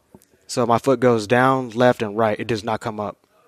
So get in the climbers with John. I was like, I don't know if I'm going to do this, but I'm not going to let him know I can't do it. So, because I've never tried it. Yeah. So, yeah, I got up it pretty good. So He did pretty good. I mean, that was the first time we met the other day, and I hung a stand for him in the morning, but he did pretty good. He was a little bit slow getting up, but for a guy that's been through all that, that's pretty good. And yeah, not bad. Yeah, that's awesome. But yeah, so if you get hurt in the Army, you get transitioned into a transitional unit. So you either transition back into the Army, or you transition out. And I was pretty messed up. I was in a wheelchair for like 6 months. I was in crutches for like 4, and then I was with a cane for like 6 months until I had a physical therapist tell me, it was like, hey, you could walk fine. You're using a cane as a crutch. If you just do physical therapies, and you can start walking, and eventually you can go out in the woods and try hunting like you wanted to do. Yeah. Got back from deployment. So, but in that transition, the Army makes you do like little things like biking, recumbent biking, adaptive sports and stuff. And one of the adaptive sports was archery. And so I got really big into like indoor archery, and I got really good at it. Like, I was doing a competition. I wasn't winning, but like I was doing not bad for like somebody that was in it for 1 year, and I was doing really good. Shortly after I started doing indoor archery, I got into 3D. And so I was like, all right, 3D is kind of like hunting, it's foam animals, you know. And then I was like, you know, it's still not the same. I like 3D, I like this field archery stuff, but, you know, I really want to get into hunting. So this year is actually like the first year I've actually like, you know what, I'm just going to really focus on trying to do, you know, bow hunting and stuff. So Awesome. Yeah, I like just being with Justin, you know, I told him, and he was kind of like, he had questions what someone might think about hunting that people would think are dumb questions. Like, you ask me anything, you know. And I told him after he even leaves here, you go back home, you hunt, you call me anytime, I'll help you out as much as I can. And I'm like what Bill's doing for these guys, and being that he's a military guy and having these vets, and like, I'm not in the military, I never served, and it's the least I could do for these guys that did stuff like that. I wanted this camp to be nice and enjoy it, and it's a pretty cool thing what Bill got going on, and I'm glad I got to take these guys out. And I actually got in a tree tonight and last night. And last night, me and Garrett went hunting, and that was actually a scout hunt / deal. And I got up in a tree and I sat there and I was like, I'm not going to shoot it. I can't shoot a deer because I'm not selfish. I want these guys to enjoy this time. I got this place to enjoy in these woods to hunt myself. But I did sit there, and I almost got down and just walked around and scouted because I didn't want to bring a deer in and be like, oh, look what I got, you know, and these guys, you know, these vets are come up here to try to kill a deer, you know, but Justin learned a lot, and even the other guys, I think, learned a lot, and I enjoy seeing other people have success, you know, like I've done through the years and that, so, but it's a really, I hope we get to do this every year. Bill puts us on every year, and I'll do anything I can. But it's the least I could do for what everybody's done for their country. You know, Yeah. On Veterans Day, I think it's something definitely we can keep pushing forward with, and stuff like that. So Yeah, it was definitely such a great group of people here. yeah, and like he said, everybody last night was like legit pretty amazing. It's just like everybody talked hunting, drank some beer, ate, and it's like he said, just old college buds. Shaven body hair. Yeah, shaven body. That's when you know it's just total bonding mode. Yeah, that's when you know, right? Yeah. No, yeah, I've learned a lot. Like I said, I can tell you, you know, what I've learned from each person. Like Johnny, I've learned how to initiate, how to actually look for a spot. You know, what are some of the things that you look for when you're driving around, or trying to look for that first spot to actually get, you know, idea of Like a starting point. Yeah, a starting Yeah. point, exactly. I was talking to Drew, and he was talking about, throughout the year there's a bubble of where deer like to congregate. Yeah. Yep. And throughout the year it gets bigger, and in some parts of the year it gets smaller again. And so, and I wouldn't have ever known that, you know. Yeah. And I talked to Lee over there, and he said, you know, he was talking about stuff like different characteristics of what deer do, like, as in, like, deer are very observant. They see everything. Yeah, whether you know it or not. You can be a threat to them or not a threat to them. They know who is usually around the area and what is not. They know which vehicles stop on. If a vehicle stops on a road, that usually doesn't ever stop on a road. Yeah. It's probably a bad thing, you know. Yeah. Or like land. Yeah. Yeah. No, it just slows down. Yeah. Or even like maintenance people, you know, leaf blowing, you know, yards and stuff, you know, to them that's not a threat, but they see somebody clanking around, you know, climbing sticks in a bow, and they're like, all right, somebody's about to lay the smack down. Yeah, they see Lee walking around making a bunch of noise, clanging sticks together, and As stuff. usual. As usual. Yeah. So, all right. Yeah. So Ashley passed off the headset to me, kind of to bring the whole conversation full circle. Ashley was talking about doing videos where they're talking about basics again, and kind of talking about the things that we overlook now since we've kind of gotten so deep into the whitetails, and like we're getting so intricate into their personalities and different things. And part of this weekend, like I talked to Justin for 30 minutes before we hopped on this podcast, going back to the basics and just like talking about the basics again and what it took for us to make the mistakes to figure out like just the basic whitetail movements or patterns or bubble and things like that. It's like just talking about those things with guys like you honestly helps so much for us to kind of stop overthinking things sometimes and just go back to those basics and realize that like a deer is a deer. A deer is trying to survive. He's trying to eat. He's trying to mate. And kind of communicating those things to you guys is like kind of brings you back down to earth. Yeah, absolutely. Yeah, absolutely. So it's been cool to kind of talk to guys that have different experiences in the hunting world. Yeah. Yeah, and hear some of the things that, say someone that's newer like Justin, and the questions that you ask, the things that you may take for granted that you knew, or that it makes you think about it again, and you know, and simplify stuff that like it wasn't, because you can overcomplicate things very quickly. Easily. And we just got joined by Garrett Prahl, DIY Sportsman. You got on the mic now, Garrett. Yep, took it over from Johnny. Yeah, you took it over. How you doing? Pretty good. Pretty good. And when did you get in? Did you get in yesterday or 2 nights ago, right? Yeah, I flew in from Minneapolis. Nice. So what's your brief? Like, you've only been here for a brief amount of time, but what's your thoughts so far on being in Pennsylvania here? Well, I mean, I guess first I'd just say like this whole weekend and this whole event has been phenomenal, right? Like everybody said so far, all the people that we've been talking to, spending time with, it's just been an absolute joy.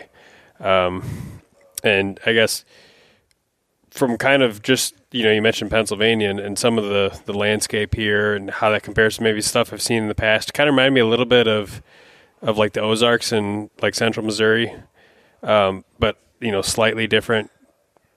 And I think the first day I got here, I didn't even hunt. I spent basically all day with Johnny, just walking around, checking cameras. And Johnny's good because he talks a lot. Yeah. Right? But that's good when you're scouting, because he's basically explaining everything that's going through his head. Okay, like these blackberry briars here, like they're nipped off. This is like a hot browse source here. Yeah. Or you get these tea-berry leaves, growing on the ground. And so I was able to really kind of expedite that learning curve and pick up, okay, these are kind of, what to be looking for, especially this time of year. And so then, throughout just general scouting or like trying to get, Damon set up in a good spot, like it just made that process super, way more streamlined than it potentially could have been. And I really like how much land you guys got here. This is pretty cool. Yeah. Like you can get as deep out here as you want to. And I would imagine, even though it might seem at times like there could be a lot of hunting pressure, like there's probably always a place you can get to and feel like you're getting away from people. Yeah. And that's pretty cool. Yeah, definitely. You can get as far away or however you want that experience to be. That's what's pretty cool about this area for sure. And so you hunted with Damon a little bit too. How did that go? Well, so he actually got up here the first, like a day before I did. My trip got delayed a little bit, but he ended up seeing deer like he mentioned the first day. And then second day, we basically tried to get him relocated in a different spot where we knew that there were going to be deer in, like right in that area. Because he sat close in the morning. He's like, oh, yeah, I heard bucks grunting. I heard deer running around in this clear cut. And we're like, oh, well, let's get you right back in there. So, Johnny and I looked at the map again, and I was like, all right, I can take him in. And we get him up into this basically between two clear cuts.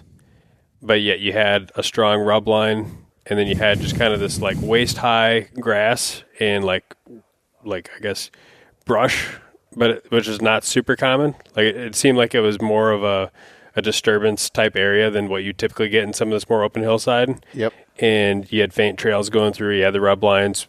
We found some droppings and pointing all this out to Damon, kind of like how it all sets up there. And he ended up sitting there that night. And then they went to go back in the next morning, him and his cameraman. But there was a different guy who actually beat them in the parking lot by like 5 minutes, and he was going to that exact same spot. Really? Yeah, and he ended up seeing what probably would have been a shooter buck, I think. in that location. Huh. I didn't know that. Yeah, so just kind of luck of the draw, unfortunate, but like it is what it is. Yeah, Like, yeah. I think he's still had a blast, and certainly I have as well. I've been trying to poke around too, and find good spots to set up. And today I spent the whole day pretty much sitting in the woods, and I feel like this is the type of area where it's like if you get 2 weeks, like give me 2 weeks where I got the whole calendar blocked off, nothing else to do but just like hunt and scout. Like I'd feel pretty good. Like there's a lot of deer out here. There's a lot of good bucks, it seems like, out here, and it's just you just got to put your time in. It seems like. Yeah, I think that's pretty accurate. You need time to kind of feel out the area, understand what good sign even looks like, in the area based on the deer density and what you're kind of getting into there. So I would definitely agree with you there. So yeah, a couple days is difficult. Even really get your pulse on things, Yeah. Even with Johnny's expedited learning curve. Yeah. He's over there. He's teaching people right now. He's always going. And now we got Evan Masters on the show. Hey, what's going on, Beau? This is my first time ever being on a podcast, so I've listened to plenty of your stuff. So it's pretty good stuff. So yeah, well, I appreciate you being here, and thank you for your service, obviously. Yeah, and, thank you. Getting to come and hang out and do a little bit of hunting. Yeah, this PA Wilds is not what I expected, so that's for sure. Yeah, you got what, a 2-day RUTSTACHE growing in there? Yeah, 2-day RUTSTACHE. I think my percentages were a little lower than most next of you year, guys, but you better get like a few weeks onto that before you come out on this hunt. Yeah, proper planning didn't really take place, so next time you I live come and you around, I learn. better be prepared You live and you with a learn. better stash. Yeah, so what did you see so far?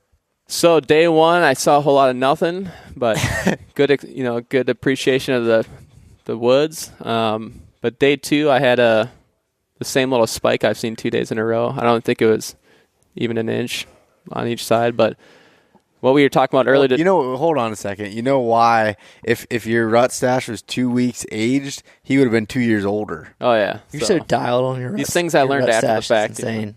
What's that? Your RUTSTACHE just like it's almost like an antenna on your face. Just it takes in so much information from the woods. Yeah, I'm getting like I've had it for a day, and I'm already kind of getting like some of that information in. So yeah. I'm just feeling your brand. So I'm deep into it already. Yeah, you're deep. I love it. Yeah, it just picks up information. Yeah. and wind It's like direction. putting a tinfoil thermals. hat on, but it's on your stash. Yeah. Sorry, I didn't mean to interrupt. I'm glad you picked up on that. Yeah. But, anyway, I don't know how all my shirts are probably sold out by the time this goes live. No. Sorry, Evan, didn't mean to interrupt you. No. Okay. I was using the wrong hashtag earlier today anyway, so I put my correction RUTSTACHE for you on my last. What'd you do Instagram. on the first one? I was adding an S or something. You do it so. RUTSTACHEs? Yeah, I was screwing that all up, so. What the hell? Disservice to Beau Martonik and East Meets West. Don't worry, I fixed it at the end. So All anyone, right. my small Instagram people are gonna be like, okay, we found the right one. So Yeah, they'll we know. go. They'll know what's going on. Oh yeah. But what have you kind of learned from this experience of hunting? Is this like a type of area you've hunted in the past, or is this kind of like brand new? This is brand new for me. Yeah. So, Okay. Yeah. And what do you traditionally what kind of woods do you traditionally hunt? Yeah, I don't really know. Like it was just kind of so there's so much I could go anywhere out here compared to where I hunt. There's just so many places you can hunt compared to the small little places I hunt. So Yeah. So and Evan, do you mind giving a little background on yourself and even your time in the military and everything? Yeah, so from Minnesota, I flew Blackhawks helicopters for about 4 years. I did ROTC before I did that, and then I realized, anyone who's listening that has been in the Army, especially as a commissioned officer, Bill could definitely talk on that, don't get to do the job I necessarily want to do. So I wanted to fly, and I ended up behind a computer for more than I wanted to. So I went to Iraq with the 34th Combat Aviation Brigade, October 19 to October 20. Barely flew. I said, you know what, I got to change up. And Ashley can talk to that. Air Force was the way to go. So I transferred to the Air Force. I'll be flying C-130s eventually, so long as I don't lose my brain and I can pass all the tests. So Nice. yeah, so that'll be exciting. Oh, that's really exciting. That's cool. And what I think you're about the same age that I am. Yeah, 29. I just learned. So, yeah, we're both 29. So yeah, pretty cool to be learning all this. Seeing you here, of course, and then watching Johnny's brain just. Trying to figure out where we can go, and then of course the mastermind behind all this, Bill. Bill. Oh, Bill. Bill who? Bill Thompson. This guy who, I first hear Bill on a podcast, who knows how long ago it was. I remember I was sitting in a parking lot, and I was like, this guy's saying MDMP and all these things, and I was like, who is this guy? And then it's funny what I thought he maybe looked like, and then when I actually see him in real person, it's like, oh, this guy's pretty cool, huh? Like, hold on a second. I was like, maybe it's like an old man. Yeah. You thought you were an old man. He ain't too old. Yeah. Look at him. He's got a long way to go. Yeah. He's a young buck yet. Yeah. Young sprout buck. I don't know. Maybe this app might take a couple years off his life, but it will. More than a couple. I'll see him next summer, and he's all gray. Yeah. Oh. Are you turning gray already? Oh. Yeah. It's all good. Yeah. Yeah. Oh, that's cool. Do you think you'll come back to Pennsylvania at some point? Oh, for sure, yeah. Well, yeah, good. Glad you had that type of experience. You hunting tomorrow? I got to leave tomorrow, so I'm all done. Gotcha. Maybe we'll come back and see old Johnny, find some of these sheds. Yeah, and he's got to teach me how to find there's sheds in the area. I also want to learn how to track from that guy, Oh, yeah. I already listened to some of these where he's like, oh, there's some horns in this area, and then there they are. They're like... there's not many guys like that, So I will say, as far as Johnny goes, I listened to, I don't know how. I mean, I got in a podcast in Iraq. I had 12 hours on, 12 hours off, and that's when I started like falling down that rabbit hole. Yeah, I was like, this is some guy that I would meet, like down at a bar that just knows about deer hunting. But then he just opened this can of worms big time, and then it's like, yeah, to see that big woods you guys talk about and everything out here, and to live it, it's been pretty cool for sure. Oh, that's awesome. Well, again, thank you, one, for your service and for coming out and hanging out. I think it's been a really cool dynamic of everybody at camp. That's for sure. Yeah, awesome camp for sure. Yeah, dude. And Garrett getting to come in, I thought that was pretty cool because you get to hunt quite a few different places and everything, right? And so it's always cool to see, brains kind of work. I would love to have been able to spend time with you in the woods and kind of see how you look at things and do stuff, but we'll have to do that again at some other point. I'm sure there'll be plenty of other opportunities. Yeah, I think within this team, as we were talking a little while ago, it's a pretty close knit family of sorts with Spartan Forge. So I'd imagine we'd all be doing more stuff together at some point. Yeah. Oh, we got Jimmy coming on. Oh, Jimmy. Am I passing this off to old Jimmy? Drew, we're getting rid of you. Yeah, I didn't say much, but I'm going to see how it is. See you guys. Yeah, we'll see ya.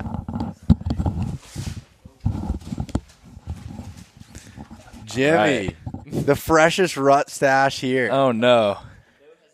I never even got to see the beard. I mean, this isn't my first rodeo, so. Okay. All right. This is pretty epic. Yeah. So. Awesome. Well, Jimmy, you want to introduce yourself? Tell who you are? Sure. Jimmy Fresco, James Fresco, Jim Fresco. However, I'm labeled one of the founders of Spartan Forge.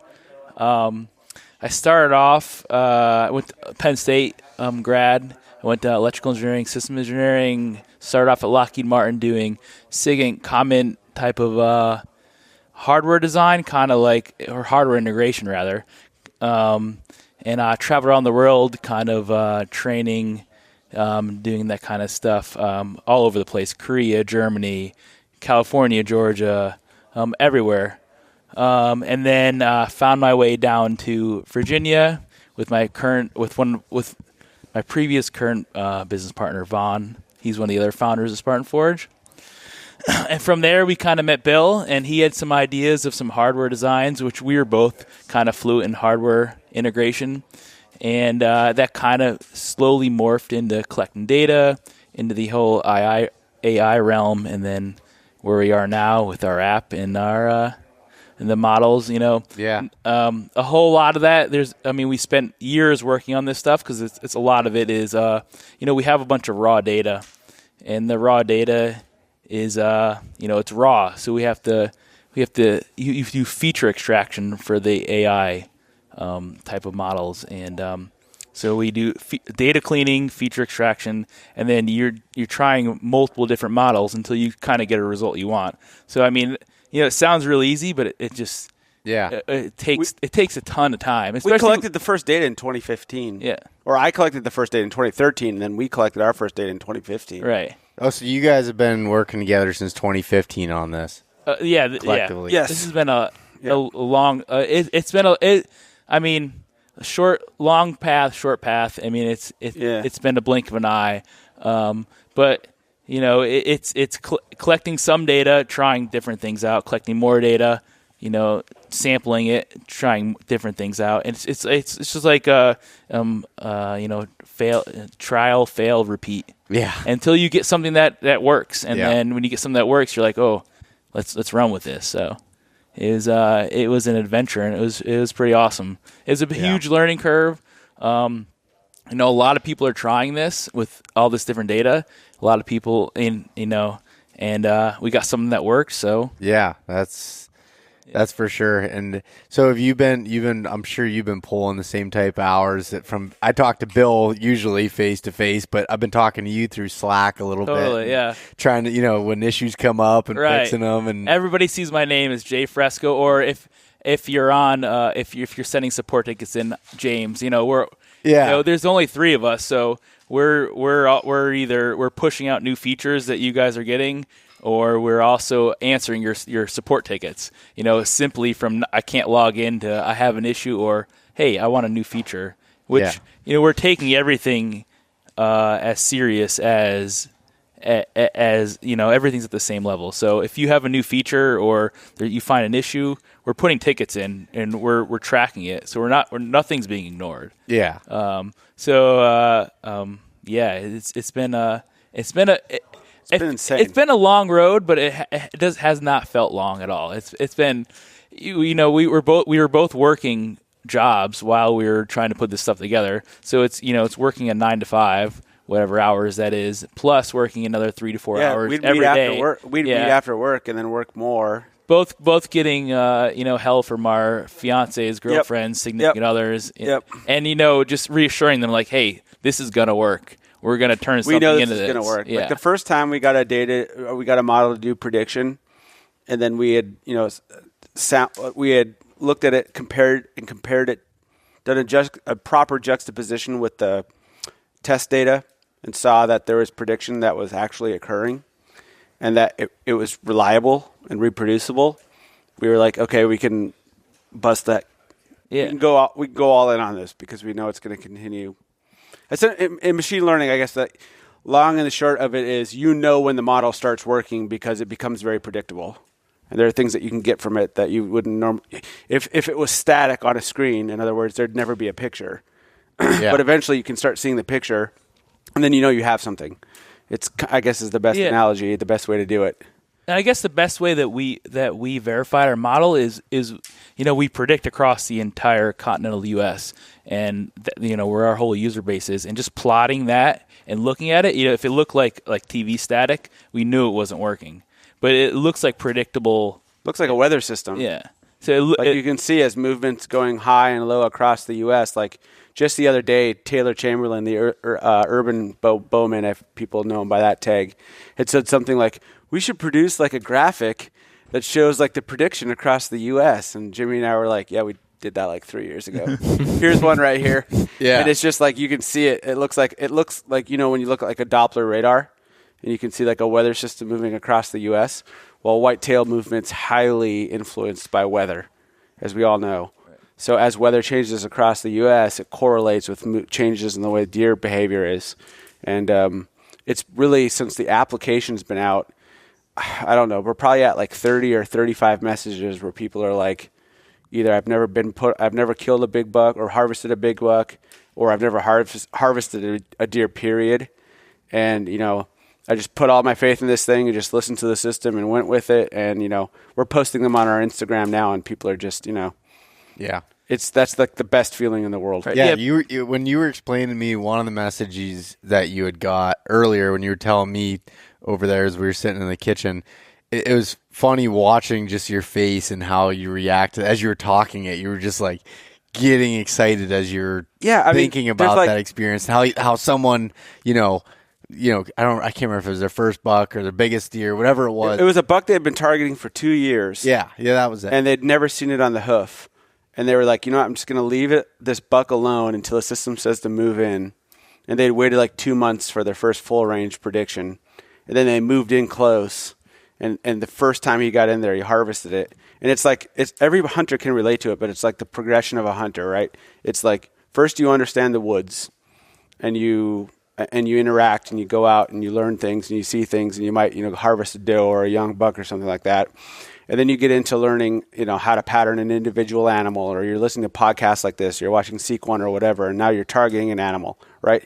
And then you get really good at that. Now it's like, I kind of want to show someone else how to hunt. So, or you want to see that first excitement in someone else. So you get like a brother or a sister or a cousin or a friend, and you bring them out and you teach them the same stuff. And then you watch them do the adrenaline dump after they harvest their first deer. And you're like, wow, this is amazing. And then, I'd kind of gotten to that point where I was encouraging other friends or bringing other friends, military buddies out a lot of times to hunt, because in the military, and it's another podcast, but there's like, you get all this planning that goes into an operation, and then an operation is executed and bad guys go away. And then you feel very good about that. And then military guys and gals get to this point where they're transitioning out of the military, and they're like, how am I going to supplement this satisfaction, this sense of completion that I was getting while I was in the military? For me, it was bow hunting, right? Because you're putting a plan together, and then you're watching the execution, and you're enjoying, everything that goes into it. And then, so that progression for me, it's just the next stepping stone was, now I'm helping build this application that is like, you're the meta hunter, right? You're helping people that you'll never meet hunt and enjoy these goals. It's like, even as I talk about it right now, right? Like, it's just, you're automatically inspired because you're, positive. That guy will tell his kids that story and his grandkids that story. And that will be a mount that is going to hang on his wall, that when he passes away, this, this short tine 10-pointer with a really wide rack that he'd been targeting for all these years, his kids and grandkids are going to take, and it's going to go hang in their basement, and they're in their man cave or whatever. And it's like, no one will ever know, but you had like a tiny part. Yeah. Just like a tiny part of that. And to me, that is just like, I can't talk about it enough. It's the most satisfying thing. He'll be like, that Spartan Forge app, the one that shoots the deer with lasers now? Back in the day. Before it was a drone that would dart your deer, it was just a map and a prediction thing. And so, I mean, for me, it's just like, that's the progression, right? Yeah. Like, you go from doing it yourself to being really good at it and proficient at it, and then going from there to showing other people, which is, I think, the stage most people are at right in this room, right? Like, everyone's pretty much an expert. And then from an expert, you go to this level where it's like you're just helping other people do it and enjoy it on their own, and you just move on there, which I guess is kind of where you're at as well with the podcast with East Meets West, right? Like, somebody listens to you, and then they embody those things, and they go out and do it. So for me, it's just, I just talked about it for 5 minutes. I could talk about it for 3 hours. Yeah. It's the most gratifying thing in the world. I know. Trust us. We know. Yeah. Trust Jimmy. He knows. Yeah. I mean, second to how much Bill gets off to this, like that's definitely my enjoyment. But then how we get, like Bill said, all the users coming back with feedback, and because it's all based on your perspective of where you are. We might have a full range prediction, but you might be in a spot in the woods where you're not going to see a deer. So it's all based on where you're located, and if you're not in a great spot, you're not going to see any deer. But as we talked about Lee and Drew on the podcast we did earlier, it was just us three on there. We were talking about Spartan Forge app is a really great tool, but just understand it doesn't replace actually knowledge and being in the woods and scouting and everything, but it helps, But when people do use it correctly and they do hit that harvest, it's awesome. Like I can't explain to you. I just get like arms in the air, excited every single day, no matter what I'm going. I still get chills when I read it because the person will be writing you like 5 paragraphs. Yeah. And they're spilling their heart out to you, and you've never met this person, and they're telling you everything about like the past 2 years of their life when they've been tracking and following this deer. And it's just like, my goodness, like what else do I can't ask for any more out of my profession. It's like, that's all I can ask for. Like it's near the same level as the fulfillment I got from the military, and people are going to be like, "That's really not good, Bill." I don't care. And we want this to work. We want this to work. We're not trying to put some fake prediction on something. It's like spinning rims, and we slap a cool label on it. We're not trying to do that. We want this to work. Like we're putting this through like all the rigor. All the testing, academia, like everything, and we want to make sure it works correctly. We're not just trying to slap a cool sticker on it and like, Spartan Forge, we got a really cool Lambda label, but that's not it. We're from the military. Yeah. Trust us. Yeah, exactly. We've never screwed anything up. Right. Yeah. Except for that Vietnam thing. Don't forget the Afghanistan pullout. And that Iraq thing that just happened. Yeah. Other than that, we've got a great service record. Don't worry about us. Yeah. Just trust That's the bureaucrats that are screwing that up, not the military people. But it's a joke. It's a joke before anyone gets offended. Yeah, I don't know if anybody listening to this is going to get offended. But I don't know. You've been telling me some stories about offended people. Hopefully, actually, you're right. I had some offended people. Recently, yeah, we've had offended people. Let's just hope nobody listens to this. Yeah, no, there's going to be a lot of people listening to this one. Yeah. I think so anyway, if I had to guess. What do you think? Want to wrap this one up, or do we have anybody else we want to select one? I think Chris, let's get Chris on here. Chris is one of the non-servicemen winners that came through, right? Yeah. Let's get him on here quick and have him tell his story. Chris, come over here and tell us a story, you. Chris, so Chris is one of the younger hunters that came here. I think he's 12. You're 12? You allowed to drink that apple Bud Light? Bush Light, come on. We got a note from his mom before he came here saying that he could consume 3 beers. So, as long as it's under 2% alcohol. Chris isn't that young. Come on now. Chris, how old are you? No, you just got to put him on, buddy, and then put the microphone by your ear. Yeah, no, that's fine. Just move that cord out of there. And then I have it turned down so these yahoos in the back can't hear. Yahoos. Gotcha. I am 21. Oh, okay. You're 21. Yep. Nice. Actually, I thought you were a little bit older. Bill's first girlfriend. I'll be 22 here in a couple of days on the 21st. Oh, no way. Oh, wow. Well, happy early birthday. Yeah. Appreciate it. Thank you. Yeah, you've had a hell of a trip so far, haven't you? Yeah. I was shocked. Coming from Ohio up to PA, that's all my buddies are, dude, you're leaving right in the best time. You're leaving right in the best time. And I'm like, we'll figure it out. I'm like, I'm going to get on some deer. And coming up with you guys, I mean, obviously you guys know your stuff, so I wasn't too worried about it. And then came up here and old Johnny put me on some good ones. Yeah, you're on a big buck the first day, right? Or second day? Second day. Yeah. Second day, I did some e-scouting, and as soon as I got here, me and Johnny went back and forth talking, and he's like, I've been in there, some really big deer in there, so you just got to find them. I'm like, all right. It was a bit of a walk, too, wasn't it? Yeah, it was. So there's actually an old logging road that wasn't marked on any of the maps, on anything. I don't know where it came from. And so I parked way down and ended up walking like 3.8 miles with my stand, my sticks, everything. It was brutal. It was awful. And it's up and down and up and down. Yeah. And found some really fresh sign. And I just wanted to keep going. I'm like, there's a really good sign here, but I'm like, it's going to get sweeter. Like, eventually I'm going to hit the stuff that I want to hunt. And I just wasn't sold. I mean, it was a lot of good rubs and a couple of fresh scrapes, but nothing that was like telling me, stop, put your stand. So I kept going, and I actually joined up with that logging road and got in there and immediately hit 3 fresh scrapes, and they just reeked. I mean, you could just tell you could tell that they were worked within the last probably 6 hours, and they were probably hit that morning. And so I was like, okay. I set up, I think 30-ish yards away, 40-ish yards away from them. On the opposite side of the logging road is what they were on. And got set up. And I literally picked that stand up on my way up here off of a buddy. I bought it off of him for this trip. I was like, I'm just buying it on a whim, and I'm going to run with it. And so it's the first time I ever put it up. And I'm way back in the woods, and so I made way too much noise than I like to make. And so I was like, I'm just going to do a rattling sequence. Just, hopefully they'll think it's two bucks that are just milling around in the same area, and now they're fighting. And did it, and literally within 2 minutes, I can just hear just doof, doof, doof, doof coming through the leaves. I'm like, okay, here we go. And I'm, being from Ohio, we hear that, and it's like, get ready, like they're going to be on top of us quick. And it was the exact same way. I looked over my left shoulder, and just a really, really nice 10-pointer comes up over the ridge at like 40 yards. And I'm like, oh, he's right here. Like, I could tell he was close, but not that close. I was thinking, he's, probably 60, 80, and then he was 40 on top of me.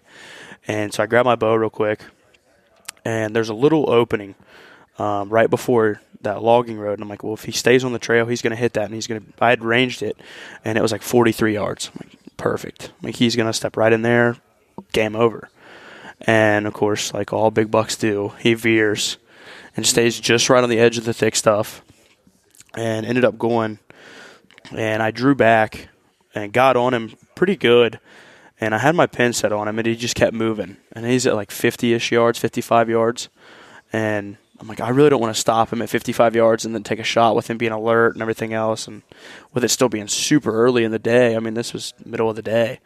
I'm like, I'm just going to hold off. And he kind of dropped down and went up the opposite ridge and just kind of worked across, actually where I'd come into, where I found a lot of good sign, just not what I was looking for. And probably an hour after he came through, I had a pretty nice 8-pointer come through, and he was at like 30-ish yards, and I just didn't have like the perfect shot that I wanted. He was a little quartered too with some brush on the way, and I just wasn't too worried about it. And he ended up dropping down and doing the exact same thing that the bigger buck did. Yeah. Almost the same trail.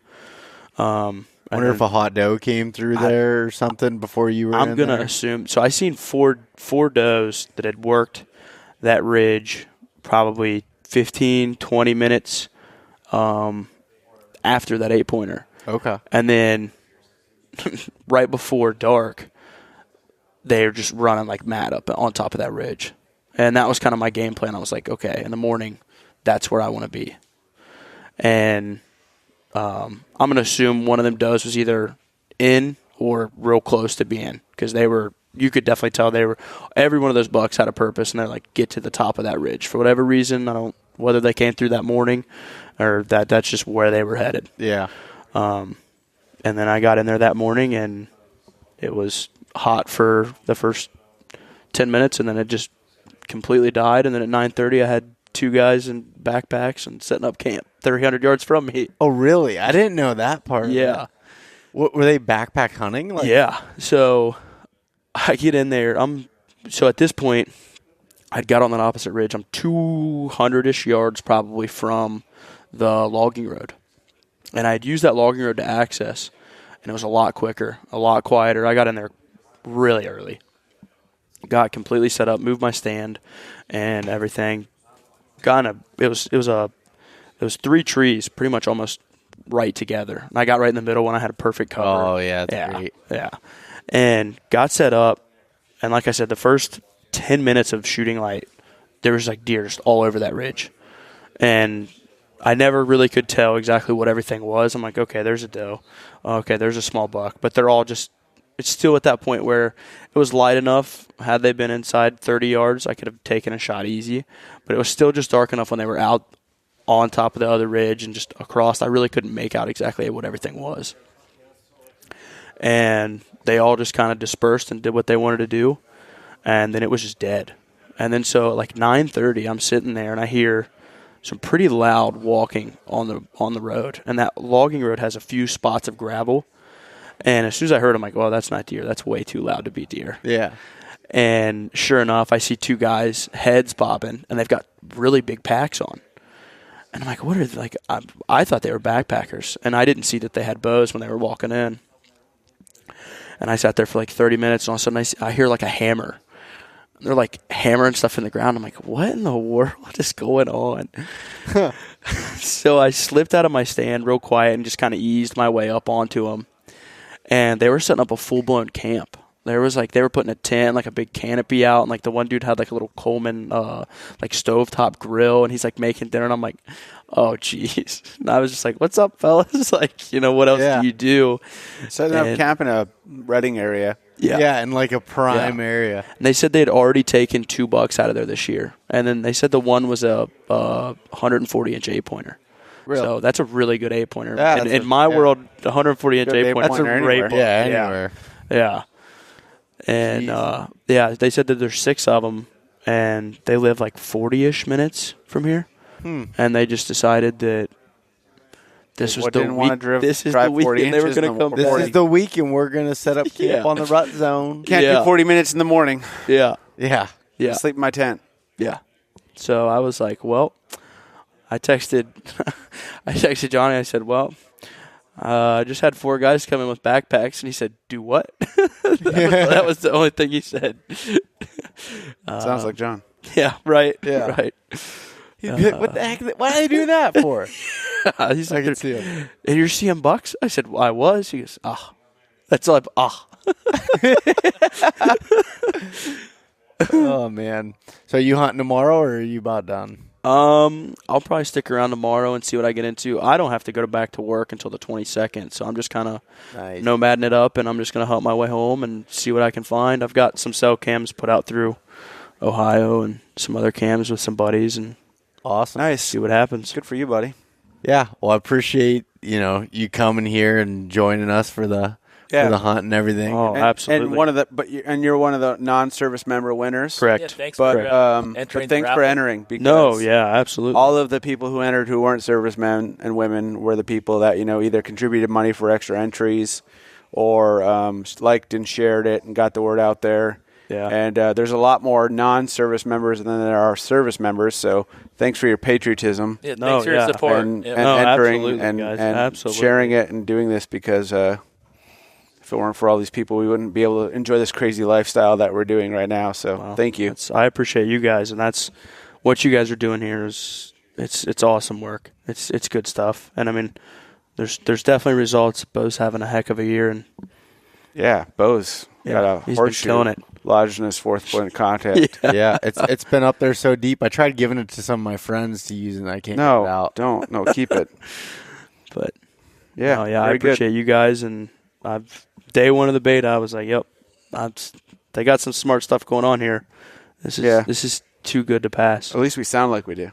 No, I definitely believe in it. I mean, that's all of the e-scouting that I did and put me on that really good buck was through Spartan Forge. And I'll tell you what, like, to give Chris some serious credit here, like, he explained to me why he picked that location and stuff, and I mean, he had it dialed. He had his e-scouting down and went in and was able down a slammer on the way home. Then you can come on Beau's podcast. Was able to read sign. Hell yeah! Mountain hopefully, Buck Monday. Hopefully, yeah. Yep. Yeah, hopefully. Yeah, definitely. But, no, I appreciate you guys having me on and having me out here, and it's been a heck of a time. It's been a great camp, and I appreciate you guys. Thank you. All right. Yeah. Very good. Cool. Is that it? What do you think? I think we're about all good here. So. Yeah, thanks for everyone for coming, and we hope to get as much or more participation for next year. We're into the thousands of dollars raised for veterans. It's going to be going to that boot campaign. So yeah. Thanks so much for listening to this episode of East Meets West Hunt with your host, Beau Martonik. For more great content and to stay up to date, visit eastmeetswesthunt.com, Facebook at East Meets West Outdoors, and Instagram at East Meets West Hunt. If you enjoyed today's episode, please review and subscribe, and we'll catch you next time.